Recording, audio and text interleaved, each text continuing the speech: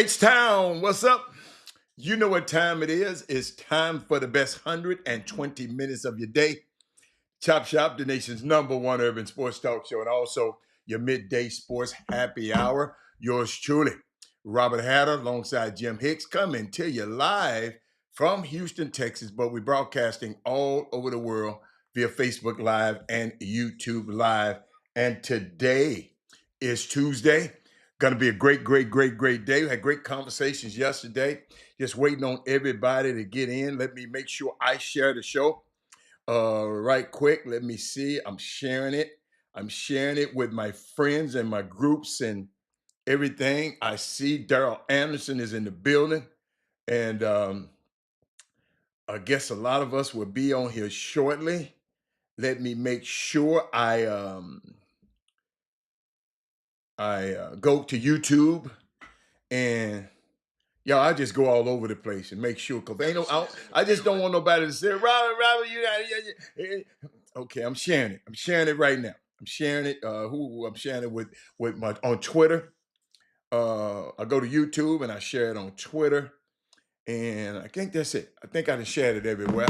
What's up, everybody? Let's see. Everybody can hear me. Is my voice the same as the thing? We're not looking like a Chinese movie today. But I see Edward Harris. Where you been, man? I ain't seen you in a couple of days. Daryl Anderson. That is Moody, big coach. And Sterling Creeks are my starting five today. Let's see what else we got. Let me look around this place, man. Let me see. We gonna have some unique topics today.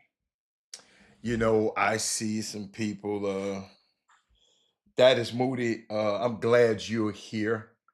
I'm so glad you're here today because you, more than anyone, sit there and you text me and we're talking about how the basketball community is down and the players are I guess we're not the basketball just not a good brand of basketball. We're not having our star players like we were. Wait a minute, something is at the top that I don't like, y'all. Something is going on. I got to fix and it's bothering me.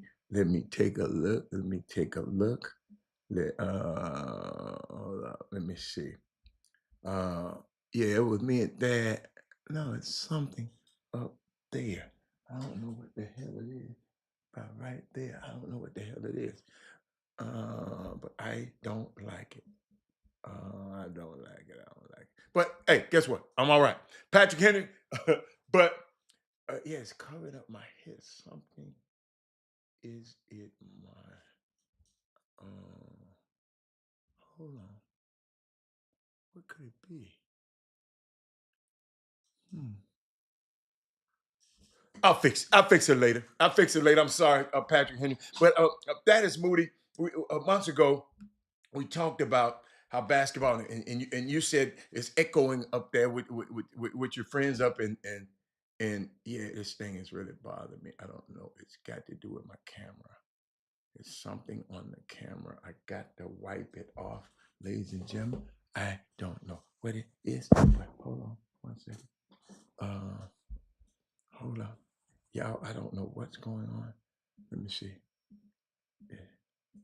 Uh, let's see what it is. Y'all just don't understand. I see it and it's bothering me, and I shouldn't let it bother me, but it is. But Robert Hatter, Mr. Hicks, the closing of the show yesterday was epic. Why? I want to know why. Dr. Three, why was it epic? Tell me. It was epic and life changing on the importance of youth basketball. Thank you so much, keeping it real. Um, Dr. Three, and just me, Dr. Three, and just maybe I don't know how long you've been watching the show, but Dr. Three, we've been doing this thing for a long time, and me personally, and I'm glad you received it that way. Me personally, I think we've given out better information and more intense information. Um, But I'm glad that you thought it was amazing and life changing and importance of it. What that just tells you the potency of this show. And I'm sorry I was a little bit late. I was a few minutes late. My son called me right before the show, and let me tell y'all, some family matters over everything. And I hope y'all the same way. And he knew I was about to start the show, but I said, "No, dude, I'm stopped talking to you." But he got important decisions he had to make, and no matter how old they are, they can be 30 years old, they can be 12 years old. Uh, they still want the wisdom of their father. Um, that's why it's important for a young man and a young woman to have a father around, because it's unique. It's some so I'm just thinking about it. I'm just glad that I'm here and able to be able to help him. But Dr. Three, you again, I like that, man. I like that. I really like that you thought the closing of yesterday's show was epic. And and Dr. Three, I promise you, man, boy, we done some stuff on this show that let me see. Let's see. I'm trying to see. It's a scar up in there, y'all. It's something that bothered me, and I'm trying to get it out. But it's hey Sonya. But I like that, Doctor Three. I'm glad it was epic. But man, hey, stick around, Doc. This is why we tell you to share the show, Doc. Let me see. Something is terribly wrong today. Y'all, this stuff all over the place. Let's see. Hold on 1 second. Let me move something around. Let's see. I think it's here. Yeah, it's better, but something is at the top of the screen and right up here. I don't like, but I'm gonna fix it later. But it's bothering me, y'all. I'm sorry. But Doctor Three, let me put your stuff up there again. Doc, you said the closing of yesterday's show was epic, amazing, and life changing on the importance of youth player development. Dr. Three, it's so important that, and a lot of people don't understand it. Uh, and I'm glad, and I thank God that you understood it and the development. See, a lot of people don't understand the development of players. They don't understand because they haven't been in the gym and watched a player get better and better and better. Most people on this feed, now if you have, then I'm not talking to you. But most people on this feed has never been able to take a kid from a kid that couldn't make a layup into a Division I basketball player. Most people, everybody don't have that gift. Everybody don't have that. So I understand it. When I tell you I understand it so much, but I thank you for appreciating it, man. And I want people to appreciate it more. It ain't, like some people get offended. Tell me, well, this how we do it in Houston. It ain't about it ain't about Houston. If you've ever taken a player, a tennis player, a golfer, or whatever, I'm so proud about the friends of mine that I've introduced to golf, and now they can play. Matter of fact, one of my partners, he going playing he couldn't play a couple of years ago. He couldn't play dead, but now he going out playing in a tournament this morning. But the development I helped him develop. Now helping his wife develop. And they come into great golfers. So a guy like me that has a heart for development, I'm gonna be different. Y'all notice I don't care about the basketball game and the tournaments and all of that. Dr. Three, I really don't care. I don't go to these tournaments. I can go to all of them. It's have to be special. I got to have a kid that I'm following, have to have a kid that I got a connection to. Y'all got to understand, I've been there and done that. That's not my job. I'm not an evaluator. I'm not none of those things. So I don't profess to be. But I was a basketball player. I raised and developed a Division I basketball player that lived in my house, happened to be my son. So I know the importance. If I wasn't there every single day telling him what to do, and pushing him through them boundaries, because you're gonna come up against boundaries. He wouldn't have been a Division I basketball player. So I understand it. And listen, if you have not done that, you would not understand it. I put it like this: you will not value it as much as I do, and I value. You say you focus on the big picture with the fundamental details that the players need at a young. Absolutely, getting caught up in the pomp and circumstances and pageantry. Absolutely, Doc, Doc. Hey, this man Eric Boone, he came in the gym with me with a young player. I mean, Eric Boone just popped up on the feed. He came in the gym with me because as a young player, he couldn't shoot that good. And everybody talking about he couldn't shoot. And everybody came, I said, whoa, whoa, whoa, whoa. I'm tired of y'all talking about what he can't do. Let me get in the gym with him. They ain't saying he can't shoot no more. Because two men, listen, took out the time to go and work in the gym, in this hot ass gym with this kid. Time after time after time, rep after rep after rep, that put this kid in a position. Guess what? He's a Division I player now. So I'm gonna have a different attitude about development than other guys are. And I don't expect them to have my passion for it. But I want the parents to understand. See, a lot of these guys ain't had no kids, ain't never did this before. But it's such a gratifying and satisfying feeling, Dr. Three, when you can see a kid that just wasn't that good. And then you get in the gym with him, he worked. You know, man, I'll never forget, man, the times that I spent. Man, I can't, wow.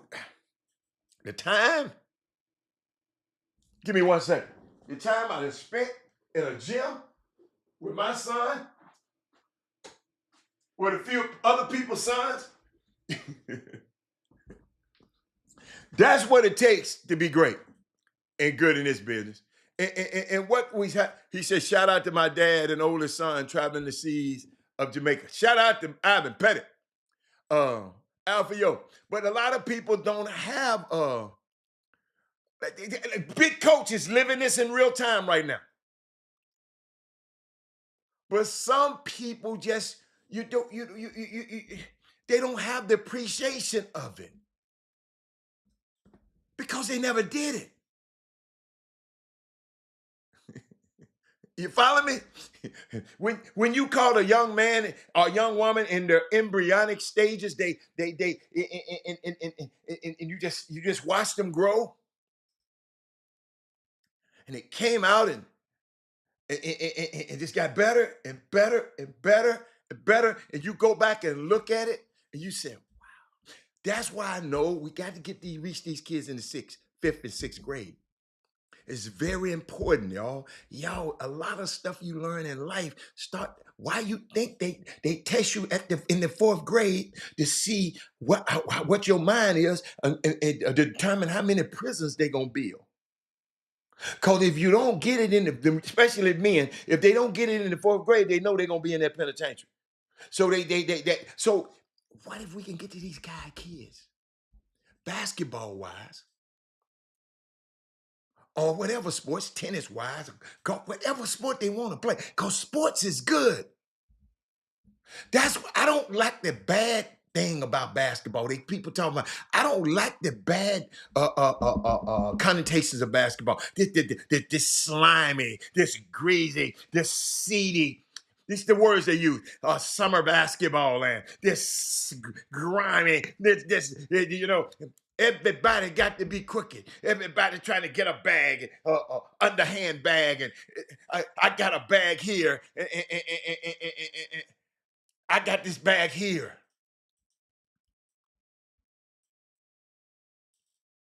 You follow me?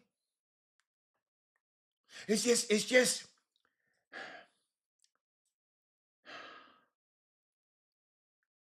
yo, basketball is a beautiful game. That's why I got it behind me. That's a game that's took me around the world, took my son around the world. That's why I wanted to see it being played better. It ain't that I'm talking about your son. Yeah, it's just when I come and see your son play, I expect a better brand of basketball. And I'm not mad at the kid. I'm mad at the people, not mad at them, but who are the people that you had in charge of development him? That's all. Alfio. Ain't nowhere in the world. We got all these players. I don't care how our teams are spread out. If our players had better fundamentals, no way we go and lose all these games that we lost this weekend. That people got to tweet about.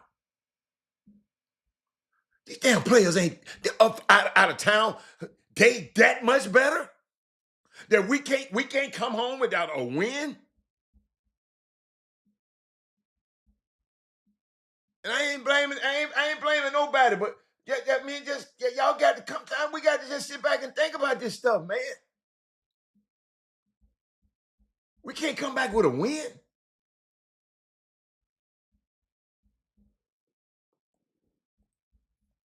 Where I'm at. Let me come out of there. Let me come out of there because that's pissing me off right now. You follow me? And then I see I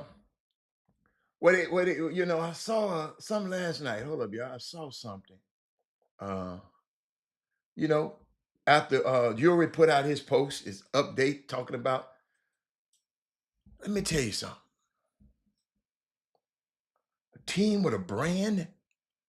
Y'all in Houston, y'all might be talking about them, but and y'all might not like the people that's running it. Shit, me either. But the Houston Hoop has a brand all over the world. Excuse me, all over the summer basketball. If I'm in LA, they know about the Houston Hoops. JL3, because of the founder, John Lucas, got a brand. TJ4 is an NBA player. He got a brand. One-time legend, T-Mac, got a brand. There's no way. These other teams, ain't no great players out there. We can't figure out a way to win a game.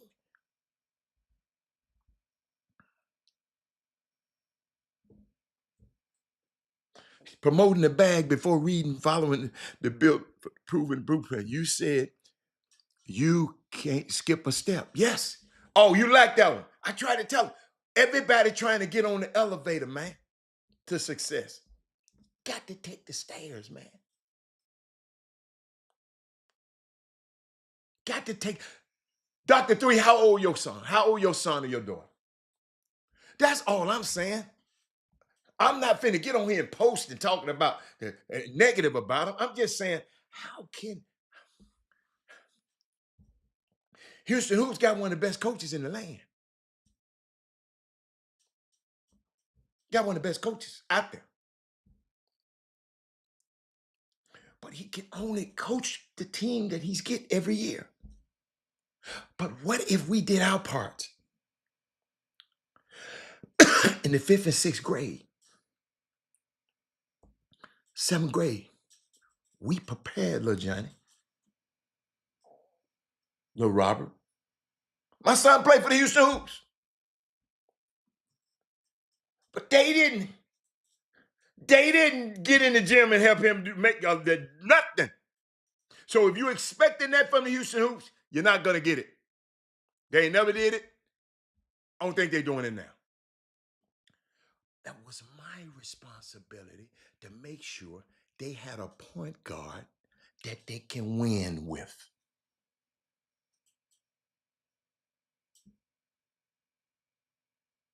That was mine as a dad. If I couldn't do it, I got other people around him that I respect to do it. Yes, we traveled to go to see other people how they doing it. I wanted him to understand how more than just people in Houston play. I want him to understand how the people in Memphis play. I want him to understand how the people in Miami play.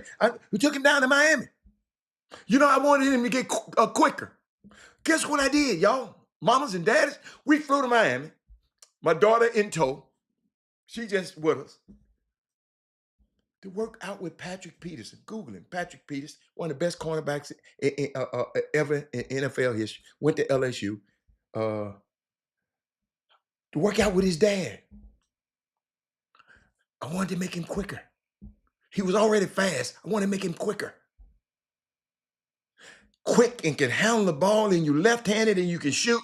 Ain't nobody gonna be able to stop you. But those the things that I did. All of that was a part of his development.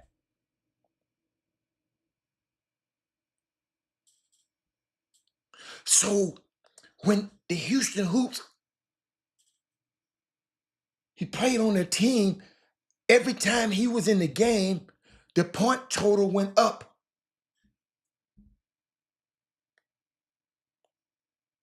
Go back and look at them old records. The only time they won an event that year was when he was the starting point guard. And they had McDonald All-American and pros on this team. But everybody can't be the point guard. He is 15, been in the lab, been playing against. That's how you do him. So he can pop out on people. See, y'all want him to be everywhere. No, you want him to pop out on people at the right time. You don't want him going to the Apollo. I just matter of fact, the Apollo, and he can sing. He good. No, when he go to pop, you want him to pop out at the Apollo. We want to be strategic. When they see him, they saying, oh, yo, I'm gonna say this again. I'm gonna say it one more time. One more time. If you had a basketball player, you got an athlete in your house. Are you still set up? Yeah.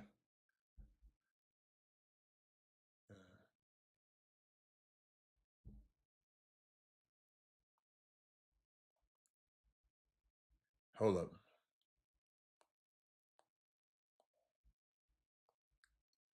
Yeah. You follow me? I want him to just pop out. You don't want him. You don't. Yeah.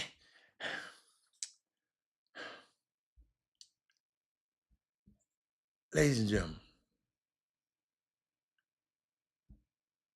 that text just threw me off, but it was an important text. But that's all we trying to do, man, is you don't serve no wine before it's time. When they sing, they sing. Who is that? When I walk in the gym, if I go to when I walk in the gym, like I did in Las Vegas, when I walk in the gym, like I did when I was in New York at the Made Hoops, I promise you, I watched this little dude. What's his name? I got his name in my thing. I walked in the gym and said, "Who is that?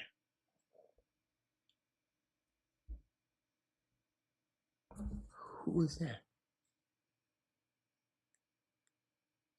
Big coach.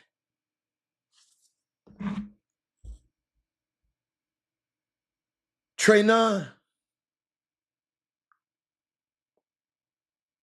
Young fella from Waxahachie.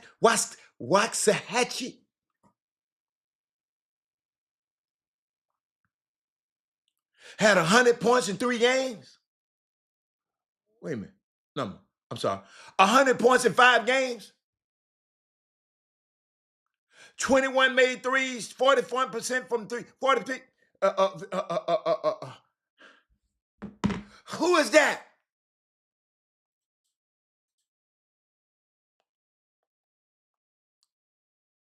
Who is that?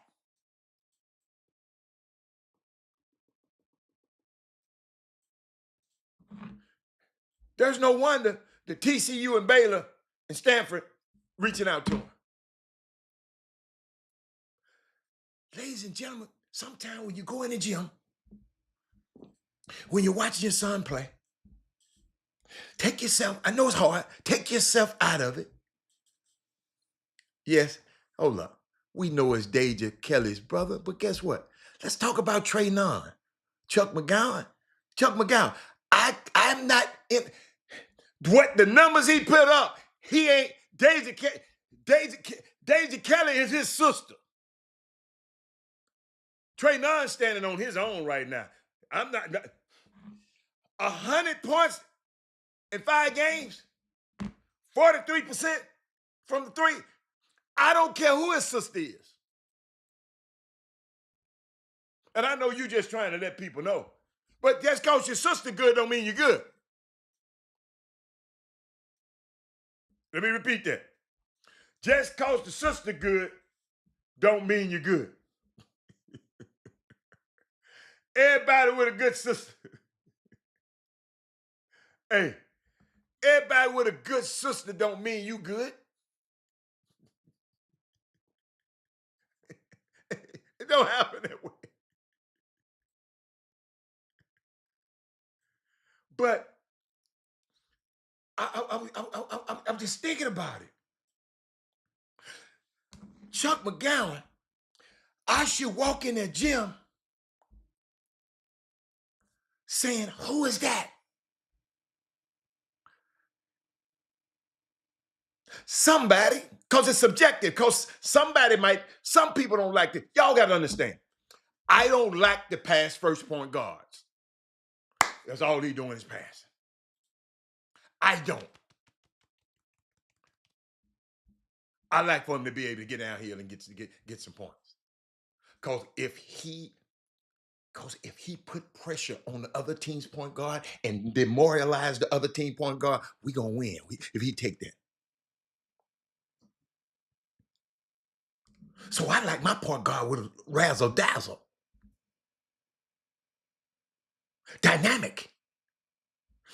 A lot of y'all, I just like the pass first. Y'all can like them all y'all want to. Not one. But guess what? I ain't telling y'all not to like them. It's just from my coaching style. All of this is subjective. Chuck McGowan like a certain kind of player. Brian Butler broke right like a certain. I respect this. Coach,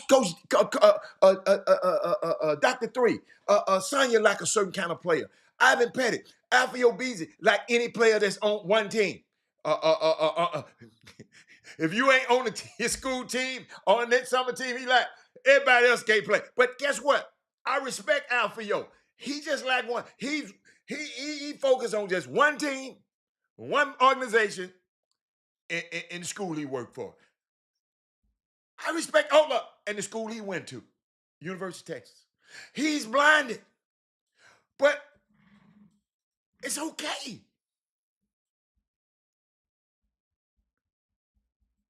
Paul Miranda, if I can get him off that clickbait, he gonna be better. Let me see. Ain't nobody saying nothing to me, Casey. Brandon Wheatfall, he gonna look at it. Patrick Henry gonna look at it different. Edward Harris gonna look at it different. Share the show, everybody, because all of us look at this stuff different.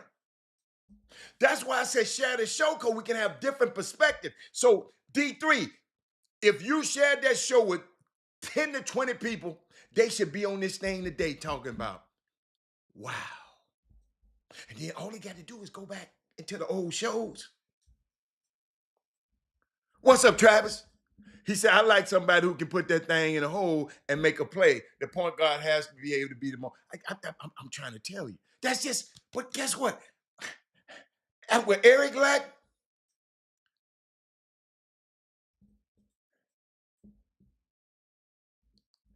And I'm okay. I ain't, I ain't mad at you because you like somebody. But I go down this list, and I'm just saying, the Houston Hoops has, if the Peace Jam started today, they wouldn't be there in it. They go 2-2, but they did go 2 for 2 for the weekend.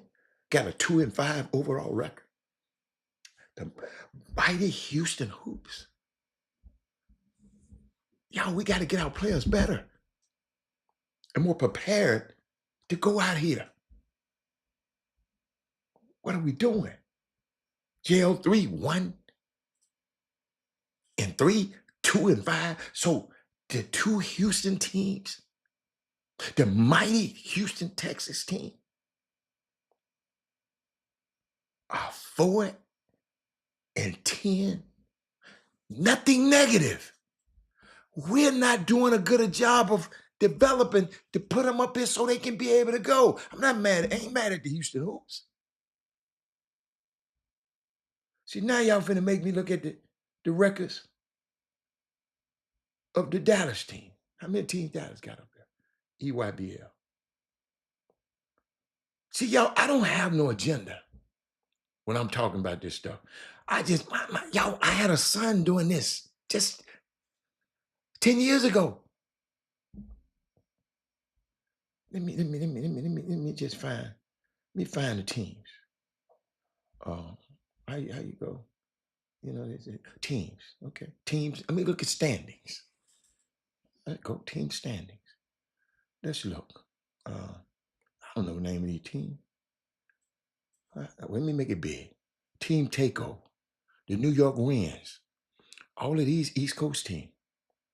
I don't know who this dude here is. Let me see who in the hell they are. They too damn fancy for me.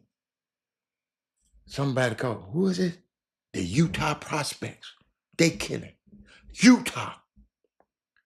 I guess the Oakland Soldiers. Some soldiers, whoever the soldiers are. No, they call it soldiers. They ain't the Oakland Soldiers. They're soldiers. Okay, hold on.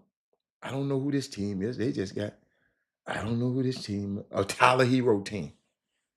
Okay. JL3 way down here 12.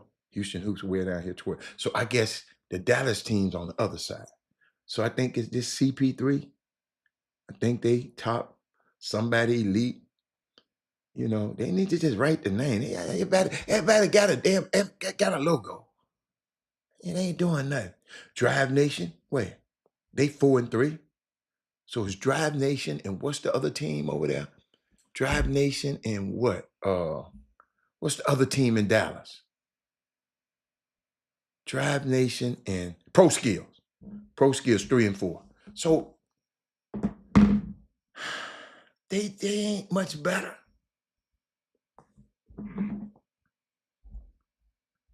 Trying to find the name of these teams. Maybe I'll refresh this page. Let me refresh it. Because they're killing me with all of these logos.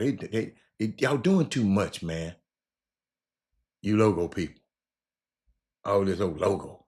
We got the other logo. Hold up, man. EYBL teams. Maybe I should do that. Then maybe it'll get, okay. All right. Okay. Now I can tell me who these people are.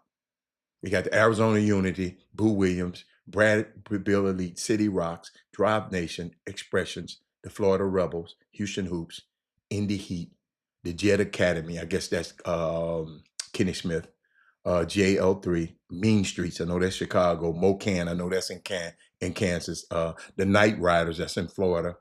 Long Island Lightning. The New York Rams. It is the Oakland Soldiers. I'm sorry. Pro Skill, PSA Cardinals. That's the one who had that crazy thing. Team Durant, I don't like their logo. Team Final, I don't like their logo. Team Mellow, Team Taco, Team Thad, Team United, Team Why Not, that's Russell Westbrook, the family in Detroit, Upplay in Canada, Utah Prospects, and the Vegas Elite. Those are the teams. Ladies and gentlemen, thank you, Frank. You're a little too late, man. You used to be quick. Frank, you used to be quick on the information. But before I get anywhere, because I'm waiting on Jimmy to get here, because I want to talk about some stuff. I want to leave some for him to talk about, and because he's in that space a lot more uh, than I am. But I saw something today. I want to share with y'all how intentional I love this. That kid Plies, the rapper who always got something to say online. But he was at Barnes and Nobles and he posted it. He was looking for the manager, asking for better placement of Don Staley's book. Don Staley just released a new book. She's doing the tour all over America. Good morning, everybody. I'm gonna go pick it up. Matter of fact, I've already ordered. It's called Uncommon Favor. He even placed a few books. He even placed a few books. Like how he put her book on top of other people's books, and he did that intentionally. He went to the manager. And he said, "Look, this book need to be placed." Let me tell y'all something. Ladies and gentlemen, find some people in this basketball community. Find some people who deserve being supported and support them. I'm going to repeat that because y'all ain't going to get that one, because find you some people who deserve. Share this show, man, because there's some people need to hear this right now. Find some people who deserve being supported. Deserved. Deserve, Chuck, and support them. Everybody, I ain't supporting everybody because they don't deserve to. I was just thinking about this. See, I'm telling y'all, the only reason I'm taking my time with this book, these books I'm writing, is because I don't want y'all to just not go get them. I want you to read my book. I want to have it so hot you got to buy 3 of them. One for the car, one for work, and one at home. I'm going to sell them in 3-packs. I got that from a marketing strategy in the music industry when friends of mine used to tell me when they was putting out what's the kid name? Donnell Jones album. And they gave it to you in a 2-pack. One for the crib, one for the car. I'll never forget it. They gave me one for the crib, one for the car. I said, I like that. So I want a 3-pack. I want you to have one at work, one at home, one for the crib, and one for the car. My book. But I was just thinking about that. Find the Plies just going and asking for the manager. Who is the manager in this place? The book placement for this book is too important to have it over there. Is it a better place for you to put it? When we go and start doing stuff like that intentionally,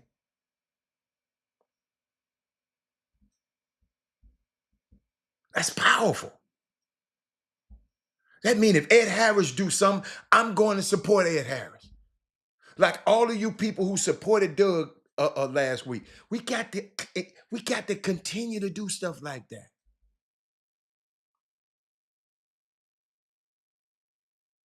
We got to continue to it. Then I'm watching this movie. This little I'm still waiting for my copy, Hatter. A 5-pack, one for each of my kids. I'm just trying to make it good, man.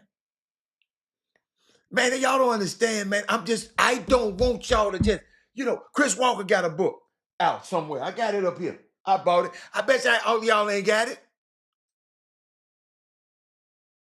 I'm not just gonna, I just ain't gonna write no book and y'all ain't gonna get it.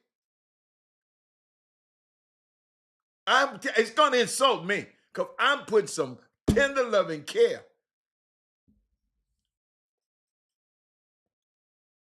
And I was watching, I sometimes I don't have time, and then we're watching Netflix, and I saw this little show, and I had to go back. It was so good at the end because I came in at the middle. I had to go back and watch a couple more episodes. I didn't miss that much, but it's this thing called Forever. By a little young kid play basketball. Uh, uh, and in the movie, ladies and gentlemen, the Houston Cougars guard Mercy Miller, he makes a cameo appearance in this movie called Forever. And I got a little sneak peek of it. Let me see. Yeah, watch this. All right, Christian, we out. All right, yo. Think we worked you enough? Bro, keep talking, man. Hey, oh, but look, this is my friend, Keisha Clark. Yeah, she's going to be Howard's latest and greatest track star out here. Word? Hey. Of course. Nice to meet you. Nice to meet you. Nice to meet you. Go easy on our boy. I'm going to holler at y'all. Y'all be easy. All right. All right, Keisha. What's Nice happening? meeting you. All right. I loved it. I loved it, but one of our own is on a movie. Did a little cameo. Great movie. Sonya, you saw it? Oh, Sonya, that movie got a guy. Hey, I love the mom and dad. The mom and dad,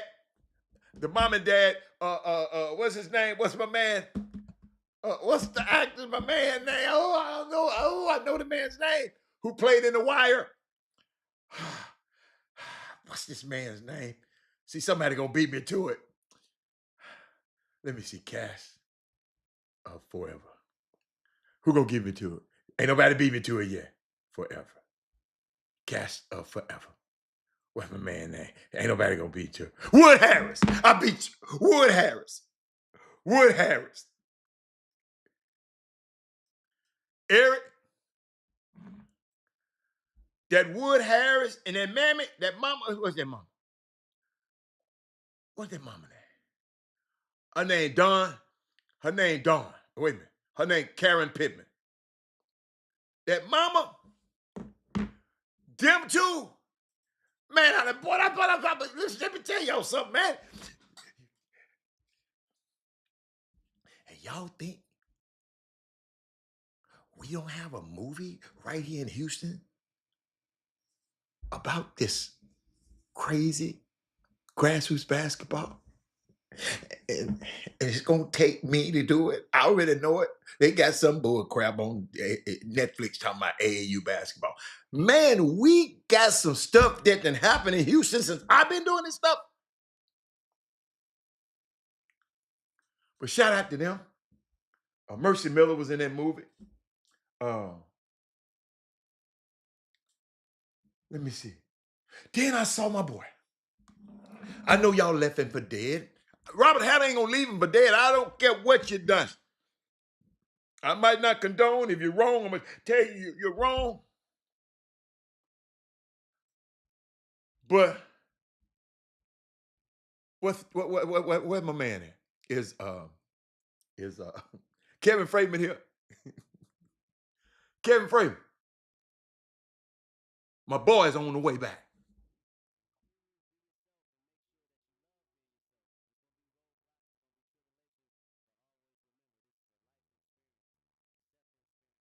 It had some of that crazy music playing. I couldn't play the music.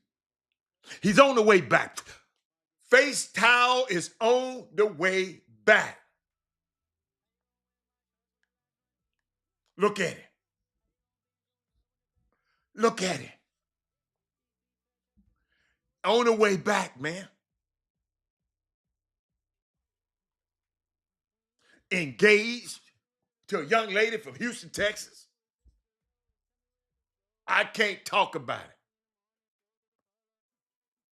Now, I'm talking about he's back up and moving around. His Achilles, that's Deshaun Watson, in case you didn't know. His Achilles, he had Achilles tear. They fixed it, and then he had a setback. So he's on the way back. Coming back where? He back walking. He couldn't do that. He couldn't do none of this. Y'all got to realize that was one of the greatest quarterbacks in the world. He just got a little weird fetish, but he didn't do nothing illegal. He just ain't got no game. But he had enough game to get Jilly. He got a beautiful wife who got her own money. That's Deshaun Watson, ladies. Yeah. Yeah, I'm not going to listen. I'm not going to let y'all kindly beat up on it. Tony Busby and all of them. No, sir. He didn't have a criminal complaint against him. He had still people wanted money from this boy.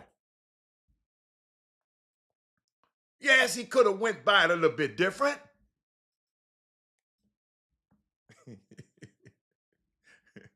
But y'all understand some of these young boys don't, if you watch forever, the daddy had to teach his boy some game. If some people don't have a daddy to teach him the game.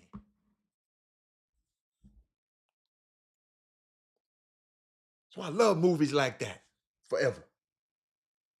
The man's starting to look like his old self again. He can still play football. And he up there with Shadua. But guess what? We ain't got to worry about him for a while. Yes. Sonya said, just a little freaky. Who's not these days? But let me keep going. Where was I at? Y'all be getting me off. Y'all be getting me off, man. I can't let y'all get me off. And you know what? It was something else I want to talk to y'all about. I just had to look at my notes. I had to just look up and down I'm gonna talk a little bit more because NBA playoffs about to start. I'm gonna talk a little bit about that before Jimmy come on. It's about to start, and tonight is gonna be all right. Guess who gonna play? The Western Conference Finals start tonight. The Western Conference Finals start tonight. Ladies and gentlemen, let me hit this button right here and let me tell you what's going on. The Timberwolves and the Thunder play tonight.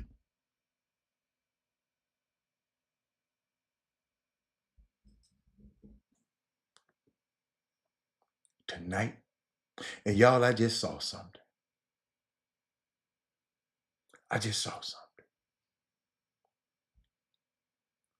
Shout out. I ain't never shouted him out. Shout out to Tyrese Halliburton. I ain't never shouted him out. He invites this young man right here. Y'all got to share this show. I'm giving you some stuff. Wait. I'm talking to them New York fans. Watch this.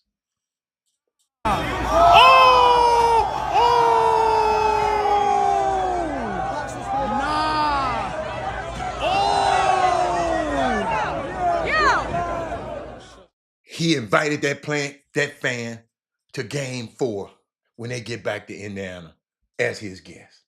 Indiana Pacers fan who was pelted by bags of garbage and hecklers for donning Tyrese Halliburton's jersey on the streets of New York City has been invited by the Pacers star to Game 4 of the Eastern Conference Finals. Hans Perez is the guy's name, appeared on the Pat McAfee show on Monday afternoon and revealed that he was a firefighter and a longtime Pacer fan, showing off a Pacer tattoo on his wrist before he was surprised by Halliburton with the good news. Everybody in our organization want to make sure you're taken care of, Halliburton said on a video call from Indianapolis after the team practiced on Monday. All the teams are excited to meet you. It's all we've been talking about. Shout out Tyrese. He said Perez was followed on the street by a large crowd of Knicks fans who were celebrating after Friday's victory over Boston Celtics. And Perez continued to walk away as the crowd continued to follow him and heckle him in a clip. I mean, I called it the worst thing in the world. This man, a fireman, he could have been a policeman and pulled out his gat on them folks. That's awesome. I love it. That's, I usually don't go to headlines, but something else happened in the headlines. Hold up. What else happened? Something else happened, and I wanted to talk about. I guess y'all got so much stuff, but I'm trying to move it around because I don't know what time Jimmy gonna come in, and I don't want to be interrupted when I get to on the subject. But I want to talk about the NBA a little bit because it's some things that's happening in the NBA, and I want to share with y'all. For the first time in NBA history, we're going to have 7 different champions in 7 years. Okay. Did anyone expect to have a conference final without the Lakers, the Warriors, the Clippers, the Celtics, the Nuggets? Y'all got to realize 3 of these teams that are left are small market teams. And they were terrible teams, just a couple, 20-win teams just 3 or 4 years ago. But they built their team into contenders. They drafted well. They the franchise players, and they drafted a majority of the players on the roster. They picked up value where they could over the years, but because the big name stars are not just coming to those markets for no reason. The Knicks didn't draft most of their players, but they have been bad for so long.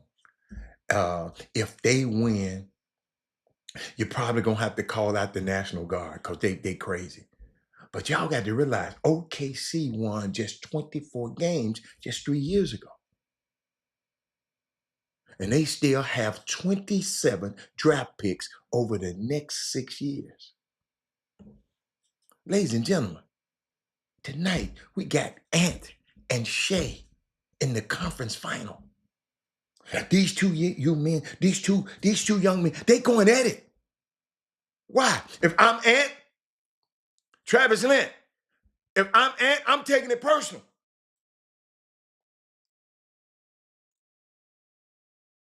For one, I'm not on the MVP voting. They saying this guy's the MVP. They saying he's the best player in the NBA. Man, you not from America. You can't be the face of this league. If I'm Ant, this how I'm talking. They say this guy better than me. Ladies and gentlemen, Travis Lynch, Eric Harris, Sonya Billingsley, Lester Howard, wouldn't you take it personal? Y'all talk to me.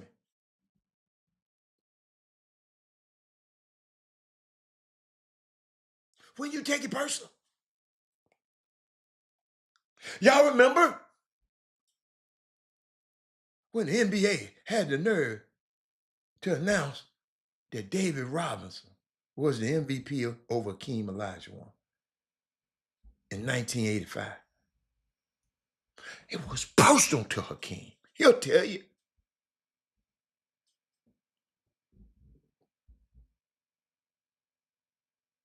It was personal. And he taught David a new one. If you don't know what a new one means, you go to the Urban Dictionary. And he won a championship. And he followed it up with what? Another championship the next year. Ladies and gentlemen, this is the Hakeem and David Robinson scenario.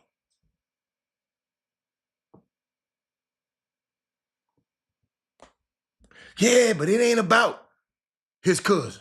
It's about Ant-Man versus SGA. I ain't worried about no cousins. Ant-Man, Hakeem Olajuwon versus David Robinson. You give him the MVP, I'm going to show you who the MVP is. This ain't got nothing to do with who his cousins and who on the bench. Ant-Man, I'm going to see how tough, I'm going to see how bad you are. Y'all got to realize, a former Laker will win the championship this year. No matter how it shakes out. The Wolves got Julius Randle. The Thunder got Alex Caruso. The Knicks got Josh Hart. And the Pacers got Thomas Bryant. All of them former Lakers.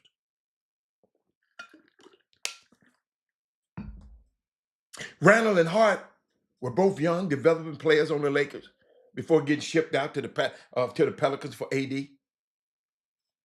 Alex Caruso's journey started with the Lakers going away, going from a two-way D-League player to NBA champion. Thomas Bryant played the rookie year with the Lakers and then signed with them again in 2022. A Laker is going to be in the finals, y'all. Bryant has already won a chip for a different team. He was traded from the Lakers to Denver when Denver won the title in 2023. Now, one of these four Lakers, y'all, will win the title this year. Wow. Yo, I'm loving this. I'm going, 95. I'm sorry. 95. I'm sorry. I don't know what I'm talking about. 85. 95. You're right. 95. Boy, I'm sorry. 95. Shit, boy, that was too long ago. Thank you, Alfio. Yo, this is personal. Is anybody talking? I ain't looked at the news today. I ain't looked at the. Is anybody talking about this matchup like this? On y'all shows y'all don't watch this morning. Is anybody talking about this?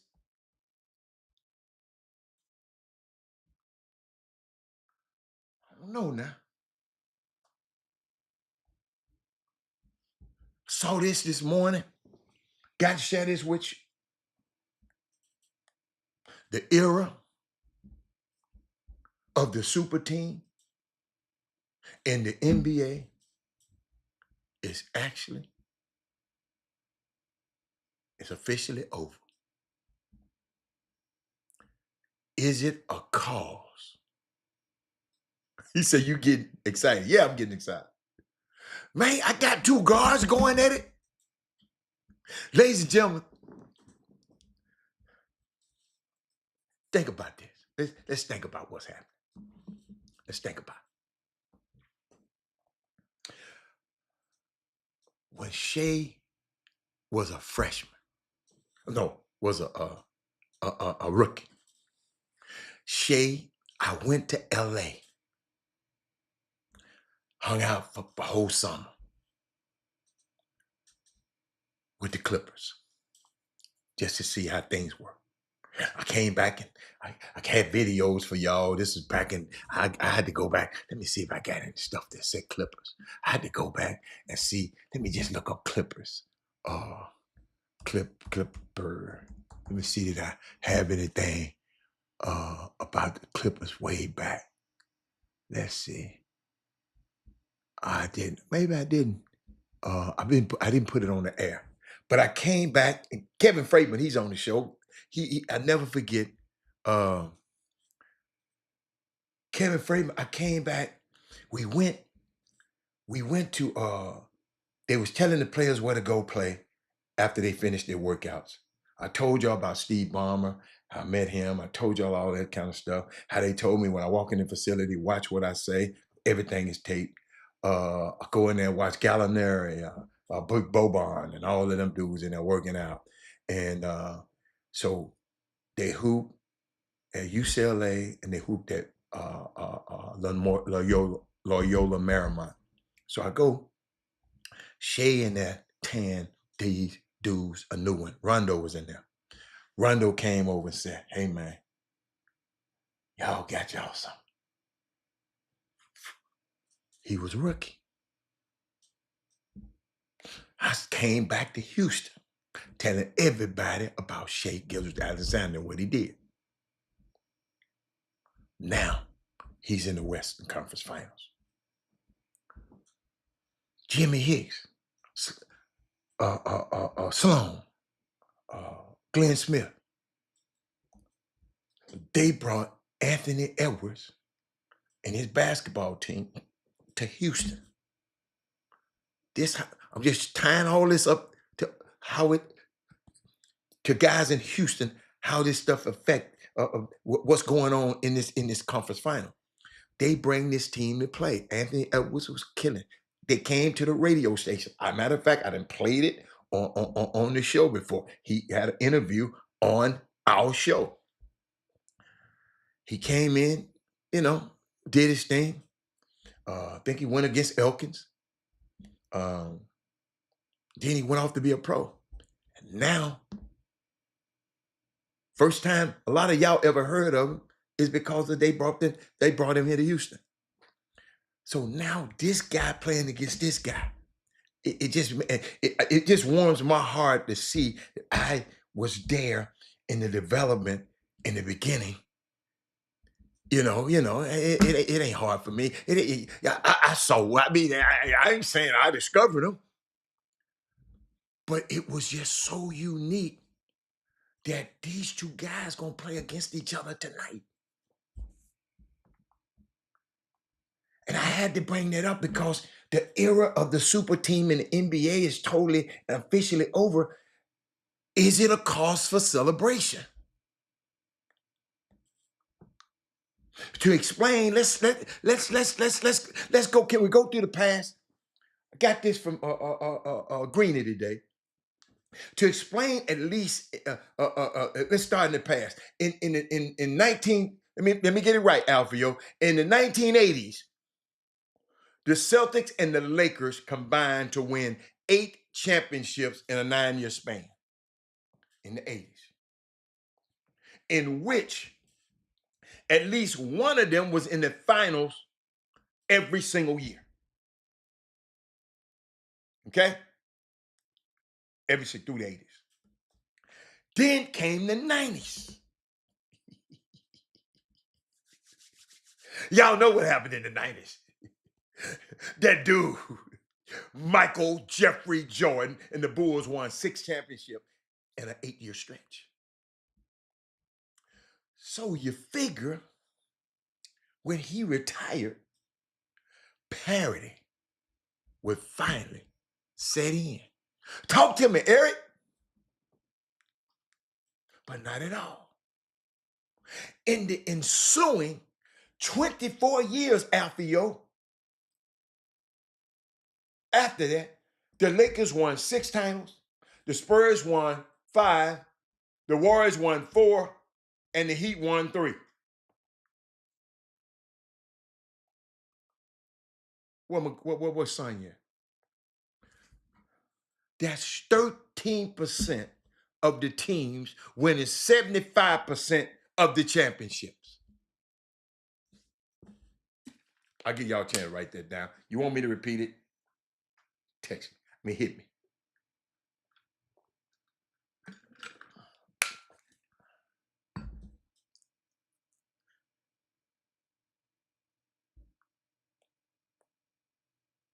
Travis, in a 30-team league,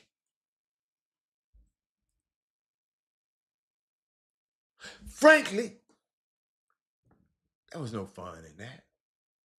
Suddenly, now everything's different. As I told y'all earlier, for the first time in league history, we're about to have the 7 different champions in a 7-year stretch. And it's going to be an unlikely suspect, however it turns out.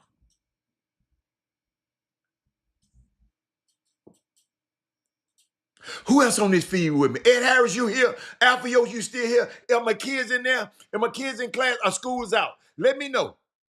Lester, you still there? Sonia, you still there? Brandon Weesfall, you still there? Who else? Chuck McGowan, you still there? Y'all talk to me. And it's going to be an unlikely suspect this year. The Timberwolves have never, ever, ever, ever been to the finals. That's Moody.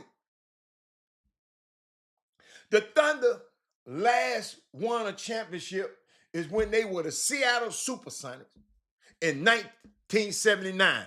Alfio, go look it up and check it on me. 1979. It's the last time. With downtown Freddie Brown.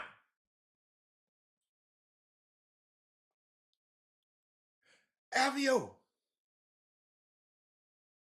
A lot of y'all forgot the Thunder used to be the Supersonics. Michael Garcia, what's up? Downtown Brady Brown, that was my hero. But that man shoot that basketball. That's all he could do. But that man, the man's name was Downtown. What? Why you think his name was Downtown Freddie Brown? Alvio. Because he was shooting it from downtown.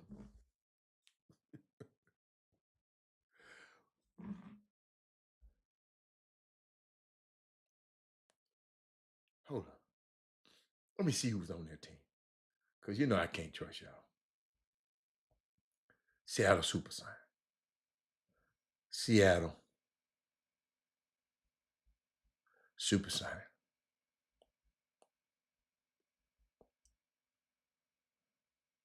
1979 NBA championship.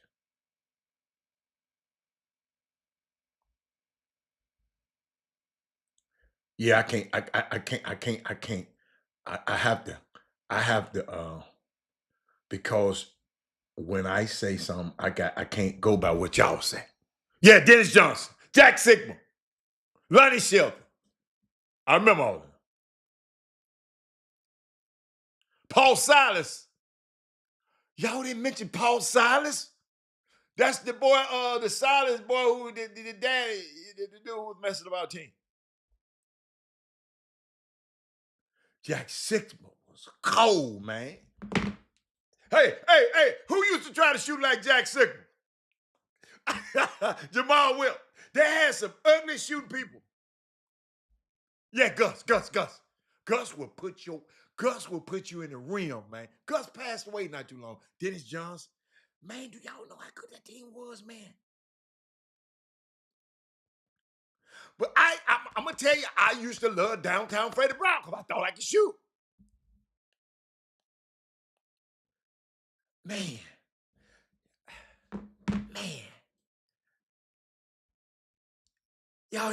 Y'all taking me back, man. Rod Wales, what's up, man? Rod Wales, we got some blue heaven going on around here.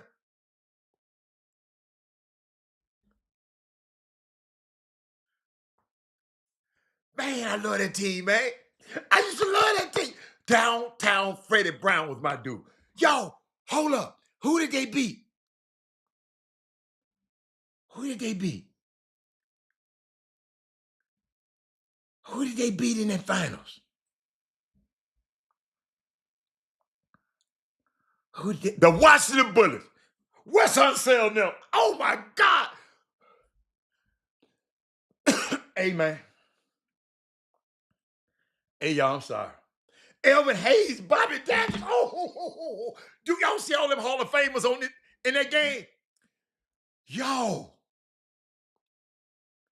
The Hall of Famers in that game was Dennis Johnson, Jack Sigma, Bob in that series, Bob Dandridge, Elvin Hayes, Wes Unseld, Lenny Wilkins, Hugh Evans, and Darryl Garrison was the referees, and they in the Hall of Fame. Yeah, the Washington Bullets. Phil Chanel was there, but he wasn't no Hall of Fame. Y'all done made my day today, man. Y'all done brought me back. I'm sorry, y'all. Y'all done brought me back.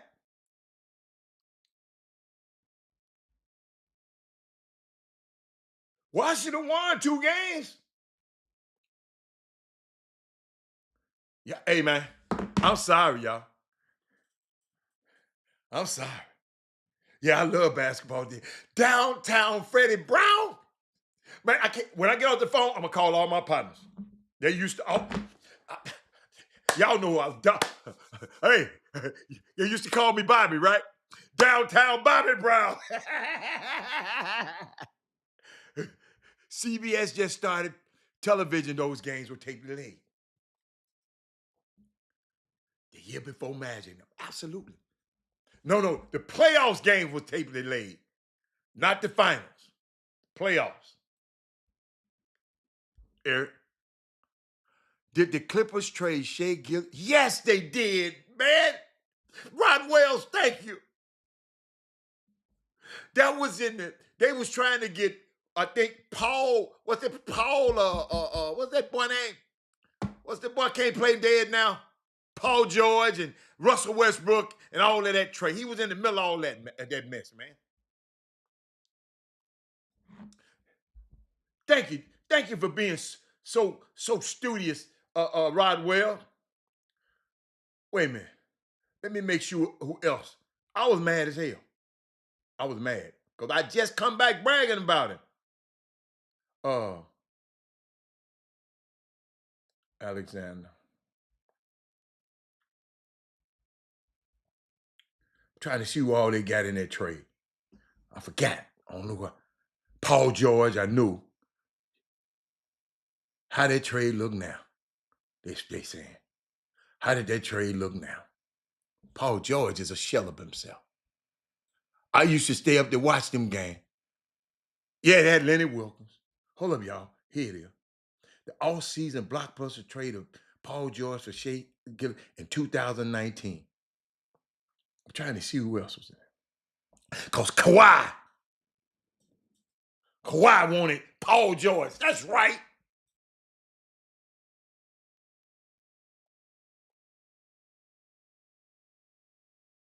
The Clippers got the Thunder got Paul George.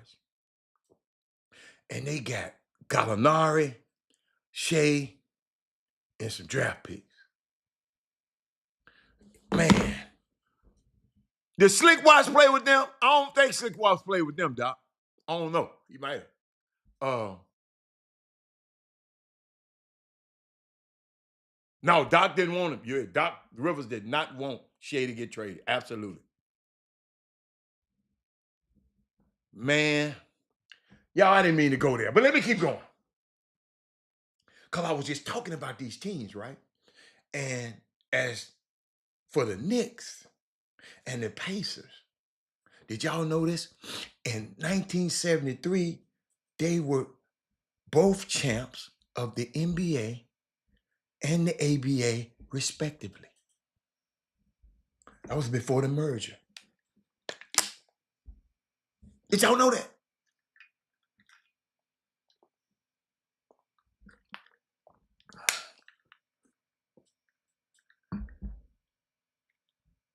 And neither has won anything since. Y'all, this has become the theme in the NBA. And I think it's pretty cool.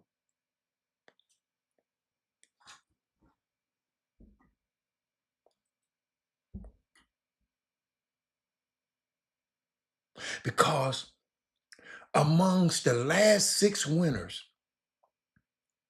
in the NBA championship were the Nuggets and the Raptors were for the first time each. The Bucks for the first time in a half a century. And in the meantime, look at what's happened in recent efforts to construct super teams. Man, Reggie Miller, man, Halliburton don't remind me of nothing of Reggie Miller. Michael Garcia, wait a minute, what you mean? In what way? Because he light-skinned and tall? Michael Garcia, you got to explain. Come in the front of the room, y'all. He reminds you of Reggie Miller in what aspect? They didn't play the same position. Wait. Talk to me, man. Talk to me. Michael Garcia.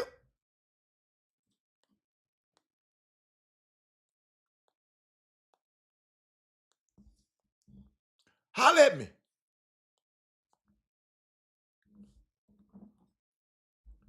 Michael Garcia, he ain't gonna talk.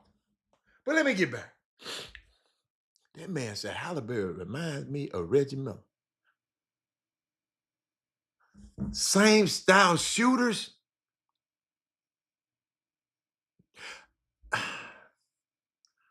Oh.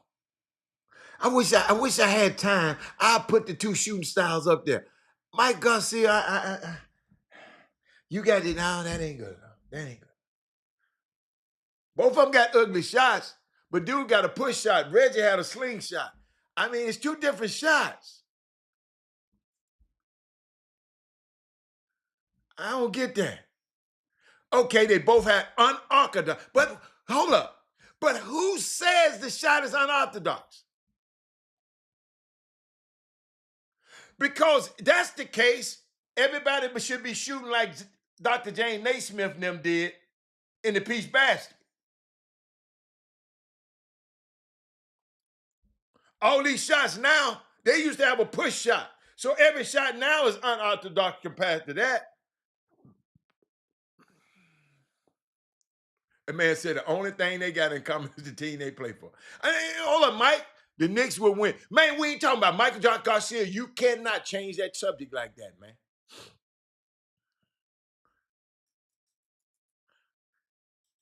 Both had ugly shots. I agree with that.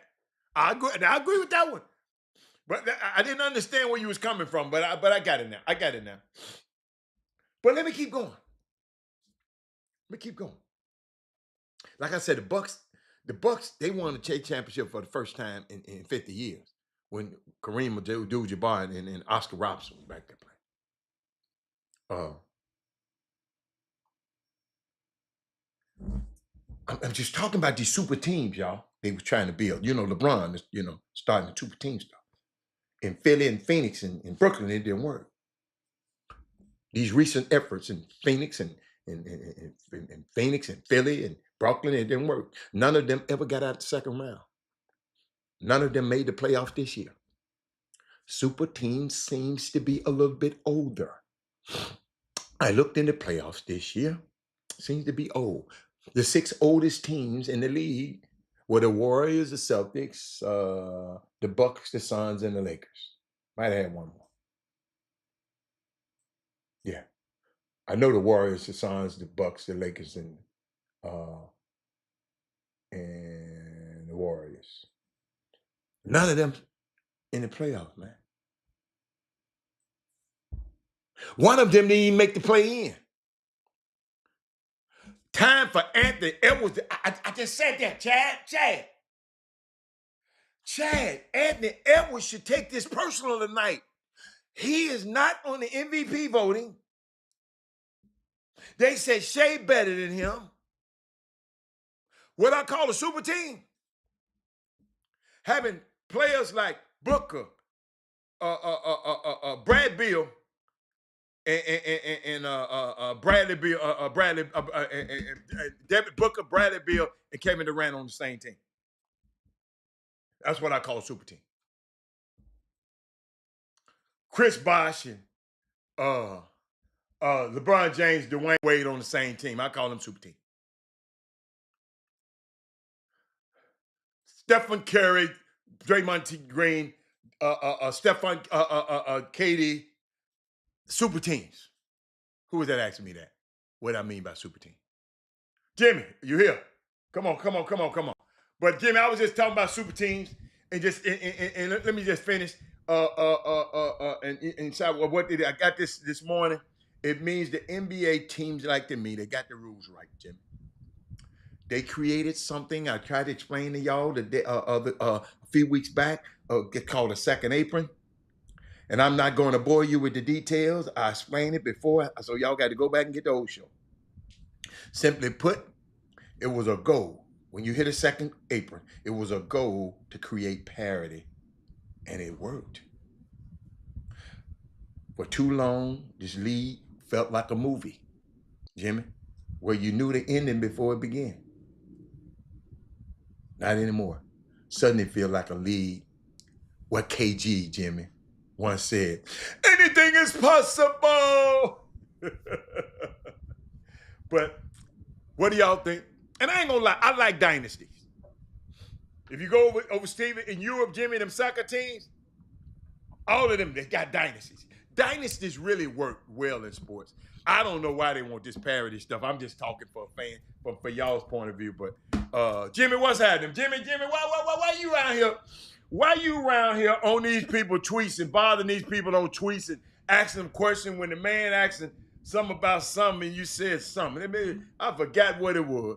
I said you're messing with somebody uh, about golly is a tweet last. Wait a minute, I forgot. I didn't write it down. But you was in somebody's DM. You wasn't in the DM. They was tweeting about summer basketball. You said what? Oh, you said somebody. Hold up. Somebody had an old ass player talking about a 32-year-old man was playing somewhere, and you said, wait a minute, what's the name of the tournament? You didn't go with. Give me the name of the tournament, Jimmy. I noticed. I went down the comments. I learned how to go down the comments. They never said the name of the tournament. Yeah, man. That means a lot of times this stuff be clickbait, and a lot of guys be saying stuff to just rile people up, and you want to say stuff to get your response, and that's become a commonplace. That's why it's important to fact check before before you go run with a carrot that somebody think or a baton that somebody then passed to you about info. It doesn't take much to fact check. And I don't understand. Here's the thing.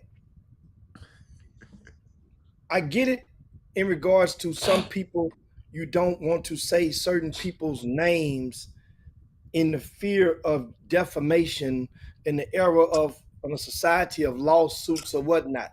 Yeah. However, if you're going to go that far and you're serving in your consistency of post on social media is informing people or an attempt to educate people. But maybe these people weren't trying to educate nobody. Well, that guy's consistent flow is always. If you scroll down. See, I didn't never check him. I didn't check him. So you go and just scroll. It's a consistent flow of attempts to educate or empower people. So now, if that be the case, and you say, and you claim that that an event in Atlanta had a 23-year-old, which I would not be surprised, but why not give the people that event? Because if that happened, then that's a fact. That ain't got nothing to do. You didn't say, his statement ain't say that event need to be shut down. That's a sorry. It says a 23-year-old supposedly played in an event in Atlanta. Well, what event? What location? Because you know what location, then we can go searching on exposure and maybe find out which event it was. That's the thing where I stand on that. And guess I'm not saying it's not true, but when people come out there, because that could be some falseness. It could be false. And that means now you're putting somebody's event at risk or for some bad dope. That's the thing on that. But then on the other message was coming back home in the state of Texas was we at the end of yesterday's show. And we talked about the teams, and we began the conversation. We ran against the clock about teams in Greater Houston on the 7 teams. We talked about them primarily, and those teams and how they fared this past weekend at those sneaker in the live period. That means, see, the live period is like this, guys. You have pop quizzes. You have quizzes, which are really tests. Then you have exams, and exams have long been considered. They hold more weight than a regular pop quiz, or they're supposed to. It's more at stake when you take a midterm or a final exam. Well, with high school kids nowadays, while they're playing with their grass in the grassroots sector, they only have basically 2 or 3 opportunities. So look at this May as a midterm exam. You can look at July. The next time they'll be seen in their grassroots setting is a final exam, and then another period in July comes somewhat of a makeup exam. So now everybody do get to play with their high schools in June. That's a whole different type of role that many of the kids, young men or young women, will be thrust upon into when they're with their grassroots. For example, some people in grassroots will be playing, maybe playing the 1, the 2, the 3, but at their high school they may be playing the 3, the 4, the 5. And in the high school they may play all 5 positions. At the grassroots, they may be playing a role, setting picks. It may not be the same. So therefore, that's why it's great for them to get seen by both. So now, John Uri goes, and which is John Uri, for those that are watching him out of town, he's the history of grassroots basketball in Texas, specifically in Greater Houston, cannot be properly told without mentioning his name. He's been that important or that valuable in intervals in the grassroots basketball community. And in the present day, he was mostly known by today's people who didn't know him before. And yesteryear, he's known mostly as the guy who coached PJ Haggerty in grassroots basketball. The primary grassroots coach. That's what he's not. That's people that didn't know him. Everybody don't know how everybody don't know John Uri from 2020. I mean 2021 or 2001, something like that. I meant to say. Nobody. He was also known in yesteryear Well, you mean the primarily as young the people guy. don't know? Shit, It's what you want me to just erase my memory? Yeah, but it's a lot of people that are young, that are parents right now, that wasn't in this basketball. They come in 4-year intervals or 5-year spans, 8th grade to the 12th grade. So they don't know. A lot of people don't know and don't care. TJ Ford, Daniel Ewing, two McDonald All Americans on one team. There ain't many teams that can boast that in the history of Houston grassroots basketball. There ain't many programs that are teams, I say, particular year. Yes, Houston Hoops 2023, 2013, yes, they had multiple McDonald All Americans on that team. And probably more than two. I think, yeah. Justice Winslow, Justin Jackson, Keith Frazier played partially of that summit. So that's three right there at the top of the head. But back to this right here. So John Uri made a post, a convenient post for him, inconvenient for the teams, showing their records from this past weekend.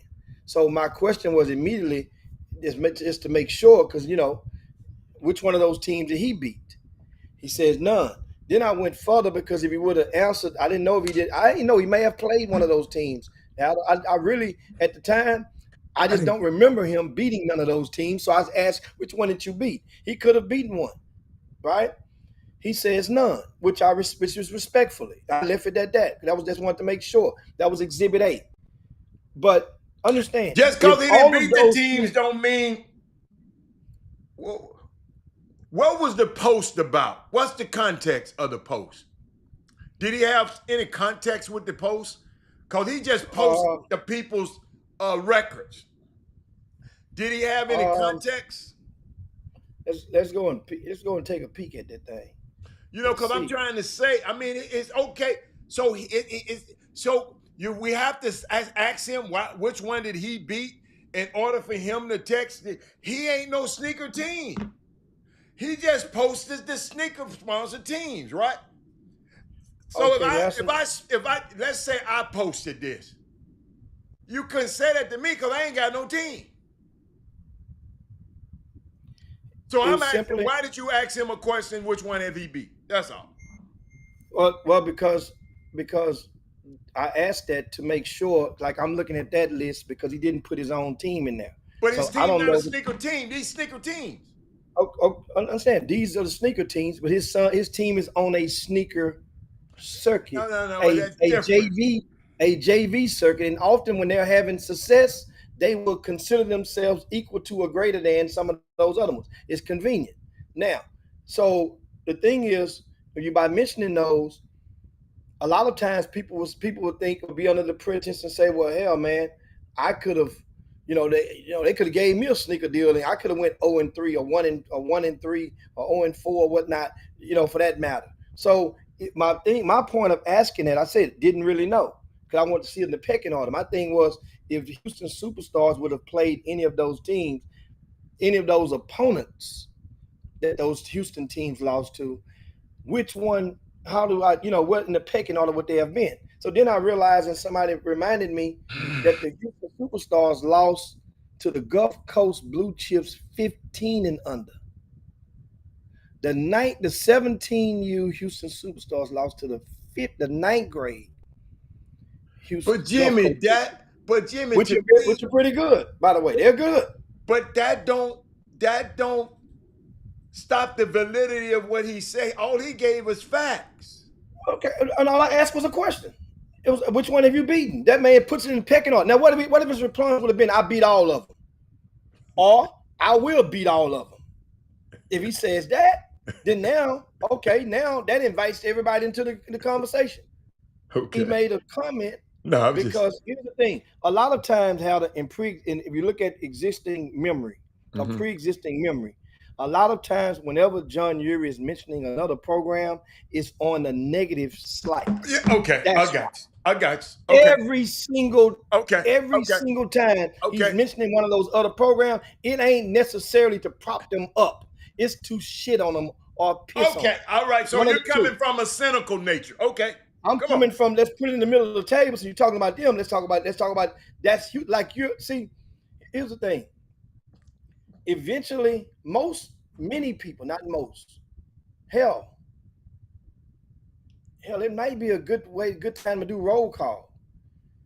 I would say there's a nice chunk of people that are have that are involved directly or indirectly in conversations or in the development of our basketball youth that did not finish high school from the Houston.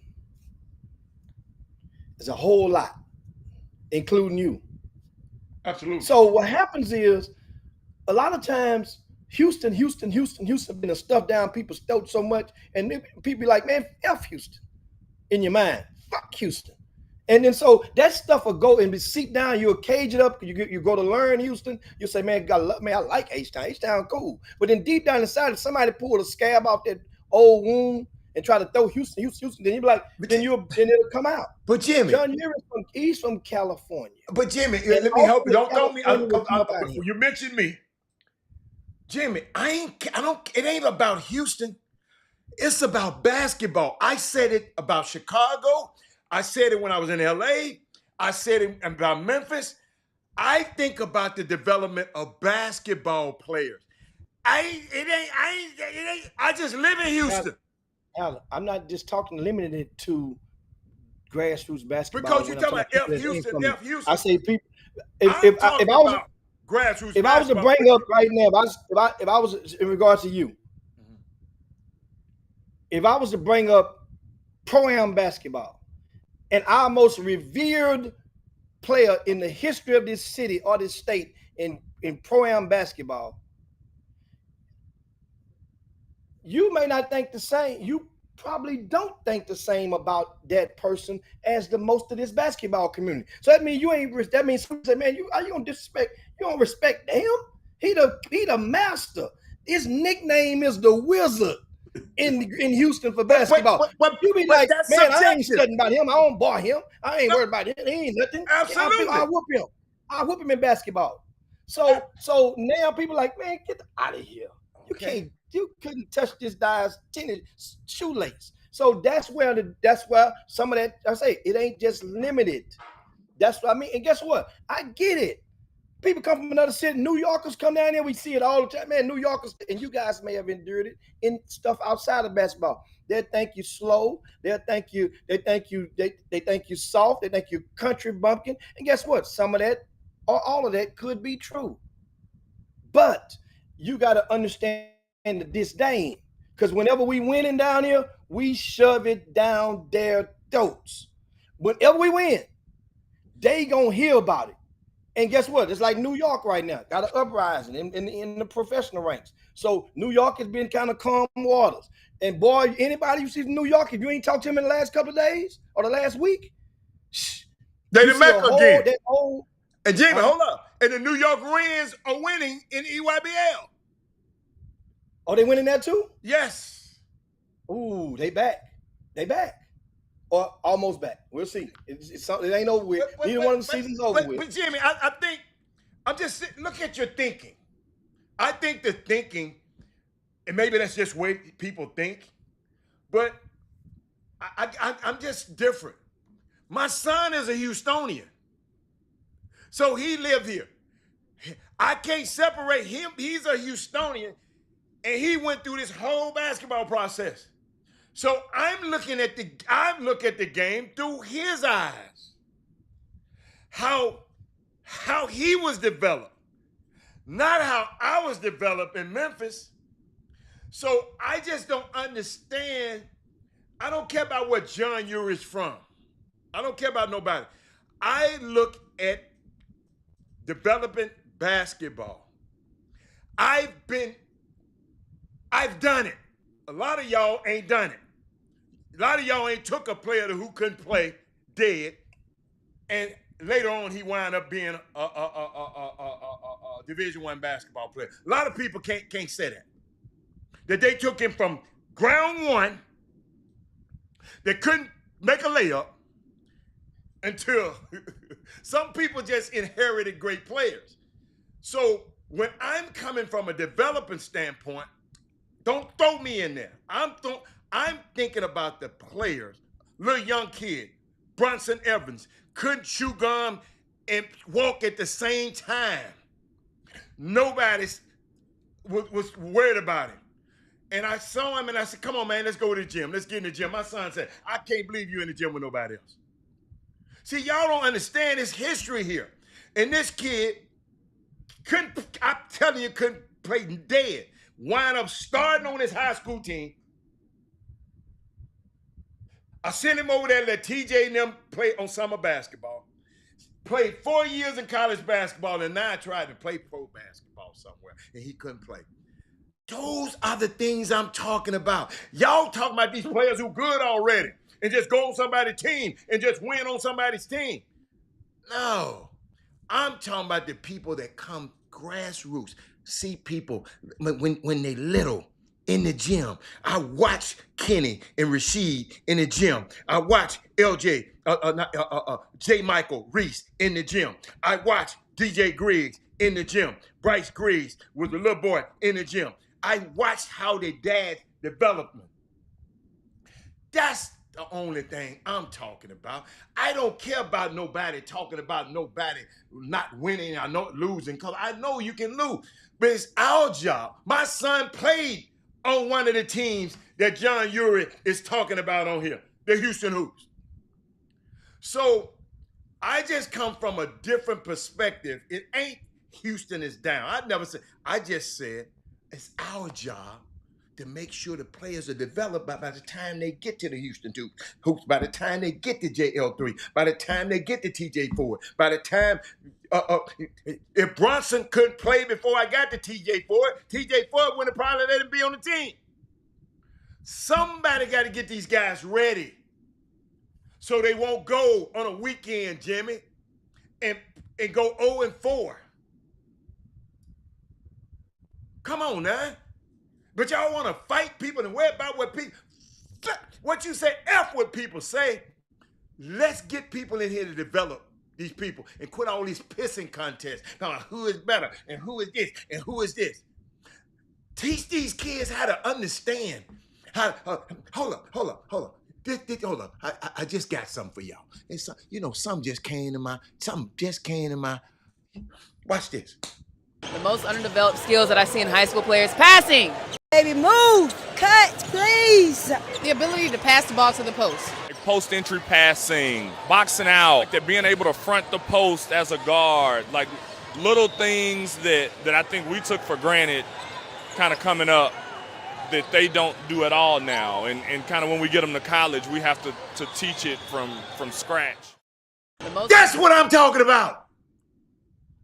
That's what I'm talking about. Hold up. It's more. Players think that it matters to make all the shots that you take, but it absolutely doesn't. I love just to see hard workers, even if you miss a shot, if you're going hard for the rebound or working hard to hustle back on defense, that's what I care the most about. Something that players think matters so much that really doesn't matter to us is how many shots they make or how many points they score. We want to see efficiency. We don't want to see a lot of quantity. We want to see quality. How many points you score? We want to know how you do it and how efficiently you do it.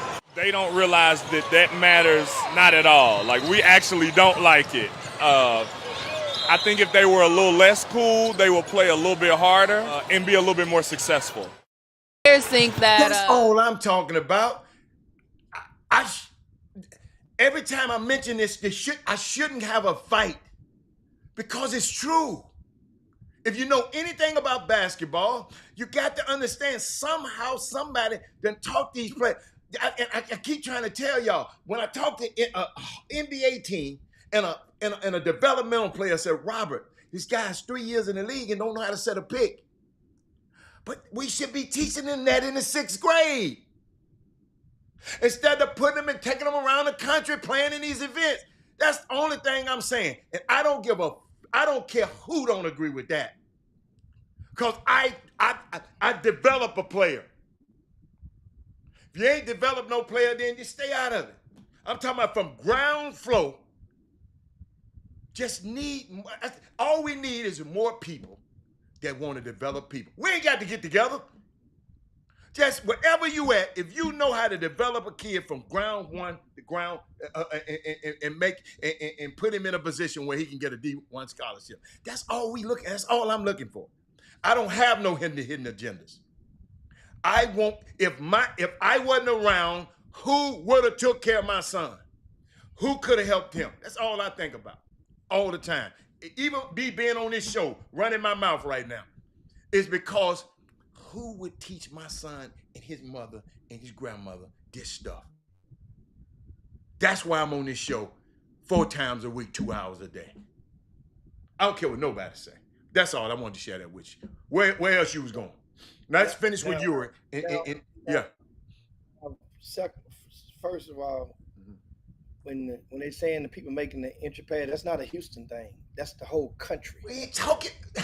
So that's nobody everywhere. said it wasn't a Houston thing. That's everywhere. I remember Yes. I spoke with the Nike. Where we live, Jimmy. Where we live? Where we live?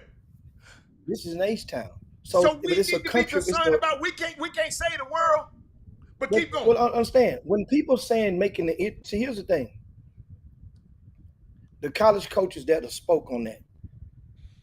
Yes, it helps when you're a little Johnny and you're a little midget to make the entry pass. You better know how to make the entry pass. But they're really talking about the Division I prospect who's on that court. He's option number 1. So option number 1 on that court is normally the guy that's getting the ball and probably going to be shooting most of the balls for the most part on most of those grassroots teams. So how many?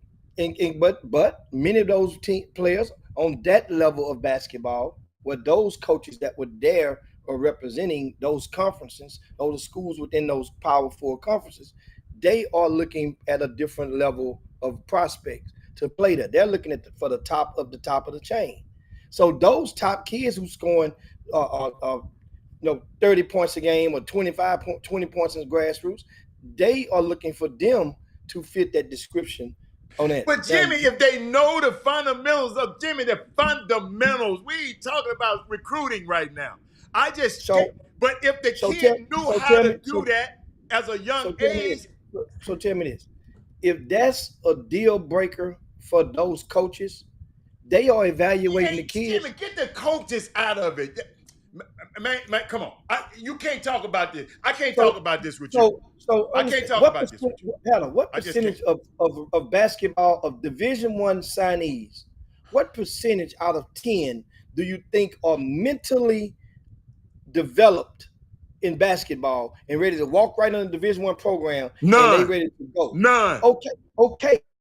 So that means every Division I coach that gets one of those kids, know what they're going to do? They're going to put a Norton antivirus in their brain and delete all the files that's in there that everybody then pause in their computer, their mental computer, and they're going to teach them what they want their lessons. Jimmy, so that's the thing. They're going to Jimmy, teach but them if you're fundamentally sound, but Jimmy, some guys has come and stepped on the campus and started the first game ever. Because he knew that means the hell to do. It's a lot of them have, but that's probably in your 20 percentile. Remember, you read off some Division. Jimmy, Don't you know some kids go to Division One, some kids go to Division Two, some We were kids go to talking, Division. right now, No. we're talking We about the can't top say of the that thing. in these days. You can't say that Okay, because okay. hold up, Jimmy. I'm gonna tell you why you can't say that. It's a guy in Division Three right now. Might be a lottery pick. Cedric We're Coward talking. wasn't good enough. He said I wasn't good enough. There's going to always be the best in one of the lower division that can probably play at the division higher. The MVP But of the in SWAC. beginning, he wasn't, Jimmy. That happens. Some kids get better, some don't. That happens. Some get better, some don't. But at the same time, remember, you gave a statistic back in March when they had the NCAA men's tournament. You produced a statistic on the Chop Shop to say how many freshmen was actually starting in these teams that were left, and how many freshmen that was in the road that played at a certain point when it got to like the Sweet 16 or the Elite 8 or something like that. It wasn't that many at all. But Jimmy, I know it wasn't, but that don't mean he's not good. That don't mean he don't have the skill. What it means, some of them don't know how to compete against these grown-ass men. Some of them don't know how to compete. I'm at a funeral with a group of college coaches, and that first thing they said, Robert, these guys are talented, they're skillful, they get to our tournament, they get to our school, and they can't compete. Man, it's a lot of stuff goes on with basketball. All I'm saying is, if you know when you're young how to play, you're going to have an advantage over the people that can't play. That's all I'm saying. Your talent, hard work beat talent when talent don't work hard. If you know how to pivot, you know how to pass the post, you know how to front the post, you know how to do all these things when you get there, you might not be above them dudes as big and strong as you, but them guys in your same, you're gonna separate yourself from them. And that's all this stuff is about. Being able to separate yourself, and skills pay the bills. All of those things we mentioned, it's just skills you got to learn at a young age. Jimmy, it's hard. I told you, and I keep saying it, it's guys in the NBA right now don't know how to set a proper pick. But he been getting paid for 3 years in the NBA.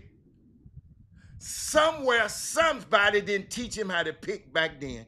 What if he been a great picker back then? I just think that this conversation, this topic, it's a broad ass brush that could be. We need to just get the brush that we're painting with. That's the thing. There's 3-4 walk-ons on every team that can set the best picks in the world, that can make the best entry pass in the world. But guess what? You still ain't good enough. But his talent ain't good enough. Exactly. So we're talking about the talented kids that are talented that don't know how to play. That's exactly what I'm trying to describe to you. The conversation, the topic needs to be fine-tuned with a smaller brush so people understand. We're talking about the very talented kids. All of them got to be able to learn how to do it, Jimmy. Because the walk-ons couldn't do it. The walk-ons walking on for a reason.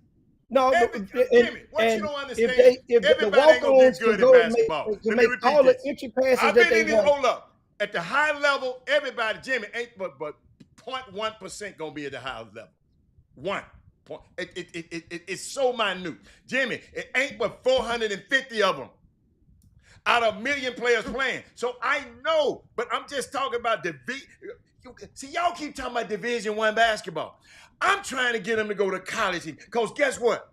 Like somebody just ran and said, talking about, no, you won't never get a lottery pick in D3. Cedric Coward played in D3, went to Washington State. Duke just about gave him a bag, Jack Davis. Duke just gave him a bag to come to Duke, but he still might stay in the lottery right now. He might stay in the NBA because somebody might give him a first-round grade, and he started in the D3. Go do your damn homework. But keep coming, Jimmy. Go do your homework, son, Jack Davis. Go do your homework. Cedric Coward, look him up. You ain't never heard of him. What did the kid from the Lakers start at? He D2. Yep, you're right. You're right. What's the boy name? I think it's D2 or D3. Dr. Gannett. Jimmy, it happens. All I'm saying is, don't make no excuse. Well, hold up. Don't develop in them while they're young, because it don't matter, because they might be a walk-on. No. developing. Because learning how to play basketball. What Jim, I'm saying is that ain't what I'm saying at all. What I'm saying is what it sound like? If the conversation is actually primarily we're talking about the talented, we talking about them kids that's on the front cover of the magazines. That's what we talking about. Them kids that's ranked in the country. That ain't what I'm talking about. Because the bulk of them are the ones at these colleges. They're the bulk of them are going to these schools that we see on the video. So those guys, yeah, you're talented. Yes, you are very talented. But these coaches. So you talk about the 1%, Jimmy. I'm talking about basketball. Period. I'm not talking about the top players. Because here's what happens. Those 1% think like, shit, they ain't talking about me. I got mine. I'm good. I got this. I got 50 offers. I'm good. So I don't know who they ain't talking about my baby, my nephew. My nephew just scored 25 a game last week. Well, we don't care nothing about them delusional ass people. I'm talking about the powers that be.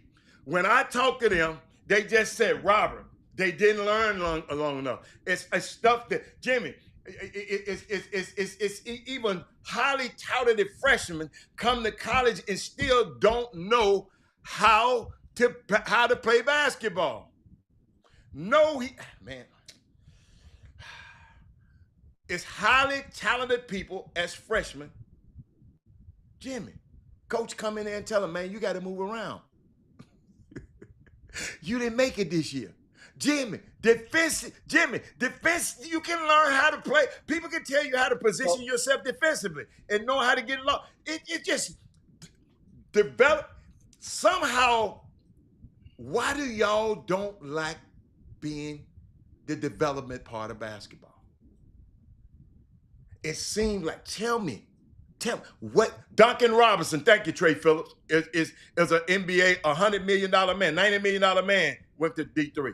So but that's an outlier. It's an outlier. But I'm talking about what's wrong with people getting better and better and better at high school. I mean, and as a younger age, because I've seen it happen. I done been through the process. And it seems like the people who haven't been through the process, y'all don't understand. I ain't saying he go. I ain't saying he finna go to the NBA. Every player ain't finna go to Baylor. It ain't but 13 scholarships on Baylor's team. Ain't but 13 on U of H team. But they can go to St. Thomas and play. They can go to TSU and play. They can go to another school and play. You still need the same fundamentals, and somehow I don't know if y'all ever get that. And if y'all don't get it, then it's on y'all. Yeah, it's on y'all. I'm not gonna waste another breath on you people who don't understand. But that's good. That's good for the ass. And guess what? It's gonna still be the steal because they've been workout guys, especially in Greater Houston. I ain't say workout guys. Oh no. That's your problem. That's part of the workout guys don't mean what? Jimmy, just because you work a guy out, that means that's a part of development. That's a part of development.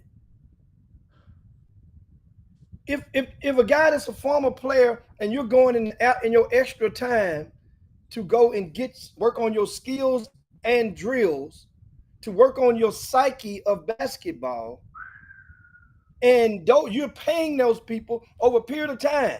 That means the product eventually is supposed to trickle down, and that teaching is supposed to calibrate and be manifested in whenever you get on the court in live action.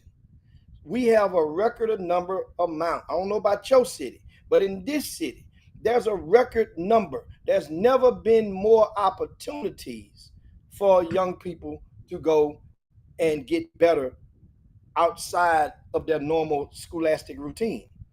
That's what I'm saying. So that means what's the other possible? What's the other opportunities? Give me the opportunity. Give me. You say what's the other opportunities? You said people have so many opportunities now. What they have more now than ever, meaning that there's more guys, more men that used to play that have resumes in the sport, have credible. Jimmy, are they spending time developing the young players, or are they trying to get the top players and just mess with them? That's the point you keep It's no, missing. it works. It's both. No, That you know I'm why? telling you. It's strength in numbers You remember because what you there's said? more You said people. something key one day. I don't go in the gym. I don't need to be around them. Guess who do? Me. I go in the gym and watch what they teaching and watch what they playing and watch what they're teaching. Jimmy, it's a lot to be desired. And these people be getting paid for it. Well, that's okay. Guess what? Okay. There's more options for those parents to choose from now. That's what I'm saying. There's And way more development is guys. not Jimmy just coming to somebody 1 or 2 times a week. Jimmy, development, you got to, it's over years. It's years, Jimmy. It's years, man. It's years. It's years. They call it stacking days. Man, Stacking days. Stacking years. That's all I'm saying. I've done it. In the old days, it's just like okay, a couple of weeks ago, you had the Kentucky Derby. The horse that won that Kentucky Derby. Now, whoever wins the Derby each year, then the talks come: can they win the next one? Can you win the Triple Crown?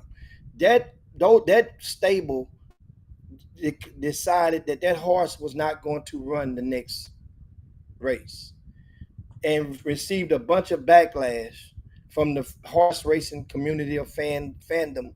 Like, why wouldn't he race? Well, their reason was the horse wouldn't be ready. They didn't think the horse would have been ready for this next race, and they didn't want to risk harm to their horse, to their prized product, their asset in doing so.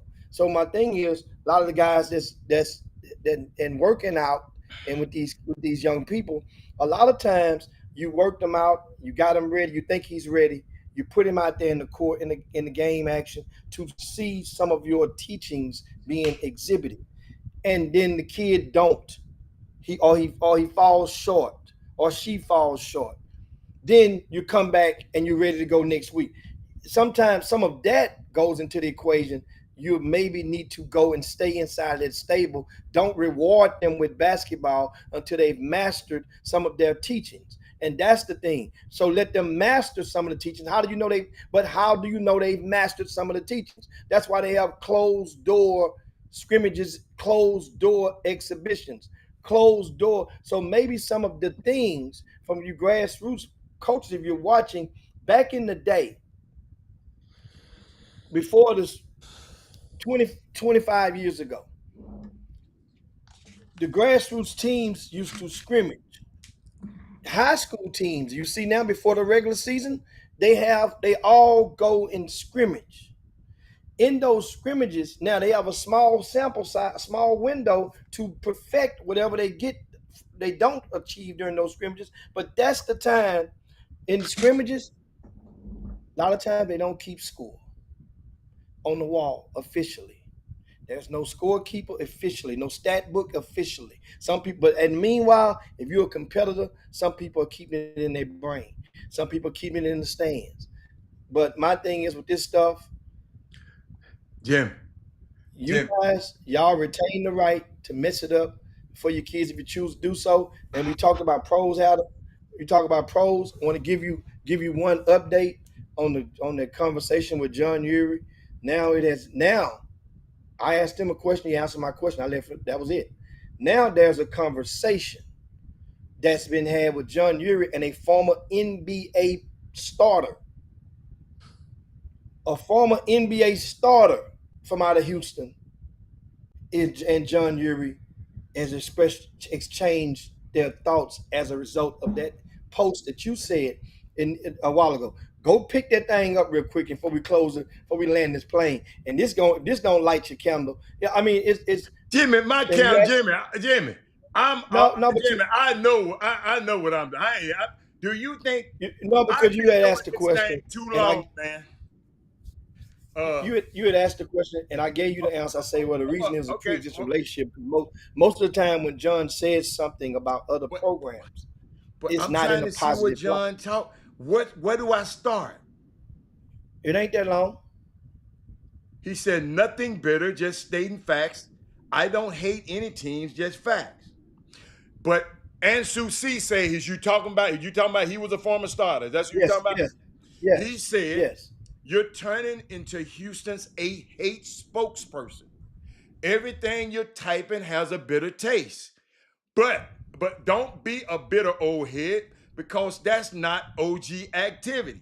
I like that. So he said, so you're really gonna find any type of way to talk down on every kid that doesn't play for you. He's absolutely right. By the way, who does play for you? I'm asking for a friend. So they keep going. So I'm just trying to see what's so good. Come on, They keep look going. for it. He said, John said, remember, Ansu, these coaches are paying players to play. Why don't they just get better so coaches can pay them to play? And it's all about wins. Wins create notoriety. Notoriety creates conversation. Conversation creates offers. Offers create some wealth. Shit, that's good, John. John, what's wrong with that? Hold up. Then he come back. He said, oh, no way you want me to go. Then Yuri come back and said, I know a player from Houston that everybody hated on him. What did he do? Stuck to the grind, kept getting better, and everybody told me his game wouldn't translate. I told everyone that wouldn't listen. Hold up. That he was the best player in the country. Now, hold on. He's worth millions right now. Absolutely. PJ Haggerty. Absolutely. And Sue, what got you to Division I? Talent, toughness, and work ethic. And you were 6'9". These kids don't have the work ethic that you have when you were in high school. You were playing for money. You played the game to be the best. A lot of these kids don't want to work. Did I miss something? I know, but you're not reading the response that Ansu's giving to that. That's what I'm saying. Just read the response. That way it'll put in a different light. It ain't one guy talking to himself. Ansu said, you turning to Houston hate. So you really going, I read the Ansu. No, go on past that. Go on past that. Past that. I'm trying to see. Let me see. Hold up. That's why people think Houston is soft. We talk about each other. That. No, come on after that.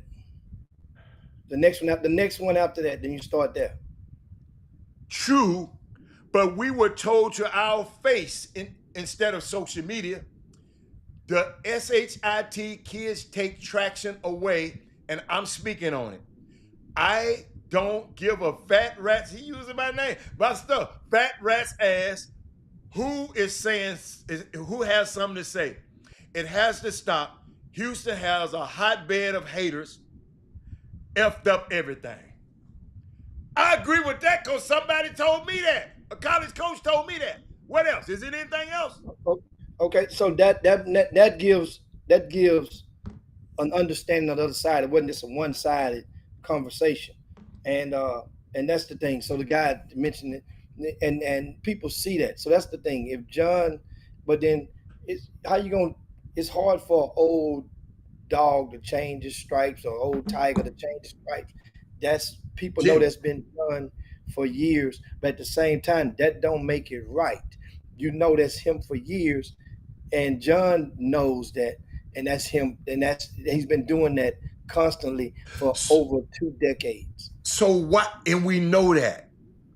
So why do we give credence to?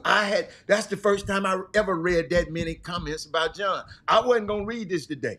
I really didn't, because what I'm finding out, you asked a question a while ago. You said, how do you gonna know when the guy's ready? Jimmy, let me tell you something. You'll never know. I'll tell you why. It's 2 things that happened to me this year that nobody told me nothing about a player. And I walked in the gym and I watched this player come down the floor 4 or 5 times. I came on this show and I went over to the scores table. I never did. Parents, this is when you're gonna know your son good. I went over to the scores table and said, who is that? I went to New York, went to see another kid play that made hoops event. But I asked, who is that? I got out of my seat. When people start asking, who is that? These people I ain't never seen, I ain't never heard of you. One of them now, McDonald All-American. He wasn't a McDonald All-American when I saw him. He was a McDonald All-American now. He's going to Louisville. He projected to be one of the top 5 picks in the draft next year. His name Michael Brown. This other kid, I got to look at him. I just saw in New York. He was just doing everything. I said, God, Jimmy, you just gonna know. And all I'm trying to do is, when we have a kid that's talented in this city again, let's just make sure his skills, that's all that match up with his talent. What's so hard about that? It's not hard. I wanted the kid to be so good that he can go on the Houston Hoop team or the TJ Ford's team or them other teams and don't come away with, oh, Jimmy, these kids are talented on these teams or they wouldn't be on these teams. They got some talent, but they ain't got that extra to keep them from going 0-4. To keep them from going 0-4. We got 2 teams that went 0-4. We got 2 of our flagship teams ain't won but 4 games in the EYBL. But if our kids were better, and I know them kids got some talent. I saw a couple of them. But it was just something they were missing. That's all I'm saying. They just didn't seem like they had a feel for the game. They didn't understand time, score, when to shoot the right shot, when to shoot this shot, when to shoot this. That's why them teams go on runs against them. And then they like, Jimmy, Houston Hoops got one of the best high school coaches I've ever seen. So the coaching can't be the problem. And it ain't no indictment to nobody. I'm not blaming nobody. I'm saying we got to get, see, people like to blame. We got to get where, man, in the 5th and 6th grade, this ain't your job. You ain't no developer. I'm talking to the developers. 5th and 6th grade, let's get some people in there that know how to teach them. That's all. Because, Jimmy, what they retain in the 5th and 6th grade carry them for the rest of their life. I learned that when my son was going to Kincaid, because I was wondering, I said, why are you giving him all of this homework where his dad, I got to stay up at 11 o'clock at night from 3 o'clock in the afternoon to 11 o'clock at night. Why? And you know what he told me? The teacher told me, said, Robert, his brain is a muscle. We know he can't retain all of this stuff. We just gonna give him all of this stuff so his brain can expand. And these years, 5th and 4th and 5th and 6th grades are the most important formative. They gonna learn now the stuff that takes them through middle school. And that's all I'm saying. I'm talking about development. Not who do this, and who gets the best, and who the workout guys. I ain't talking about no workout guys. I'm talking about a guy can take these kids to point A to point B to point B, and be able to hand them off to Houston Hoops, and be able to hand them off to John Lucas, be able to hand them off to TJ Ford, be able to hand them off to T-Mac, be able to hand them off, because these, hold up, ladies and gentlemen, let me tell you, these sneaker teams, they're not built to develop your player.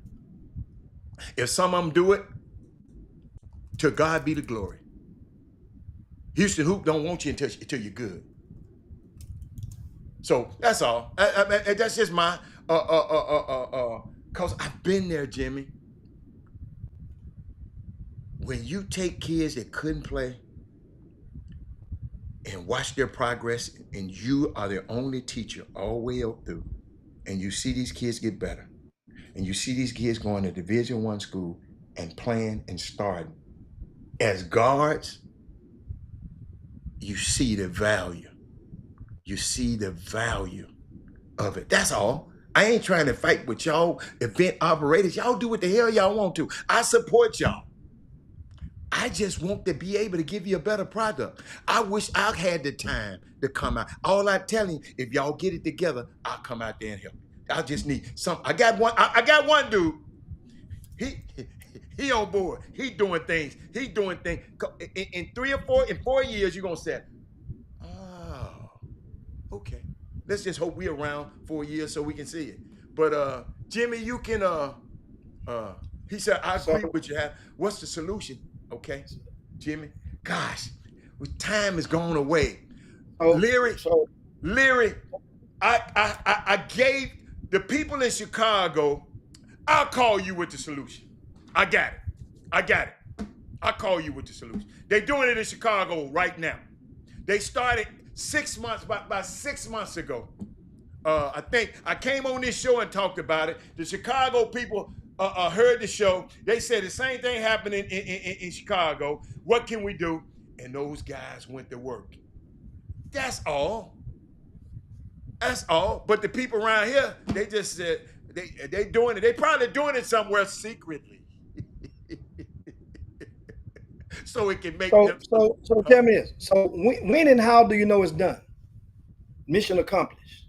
And when never know with developing in basketball, Jimmy. But hell, what we talking about? So that means it's in the process. You'll see. If I start with you in the 6th grade, when you get to high school, you'll be able to see it. How? Could they make one entry pass?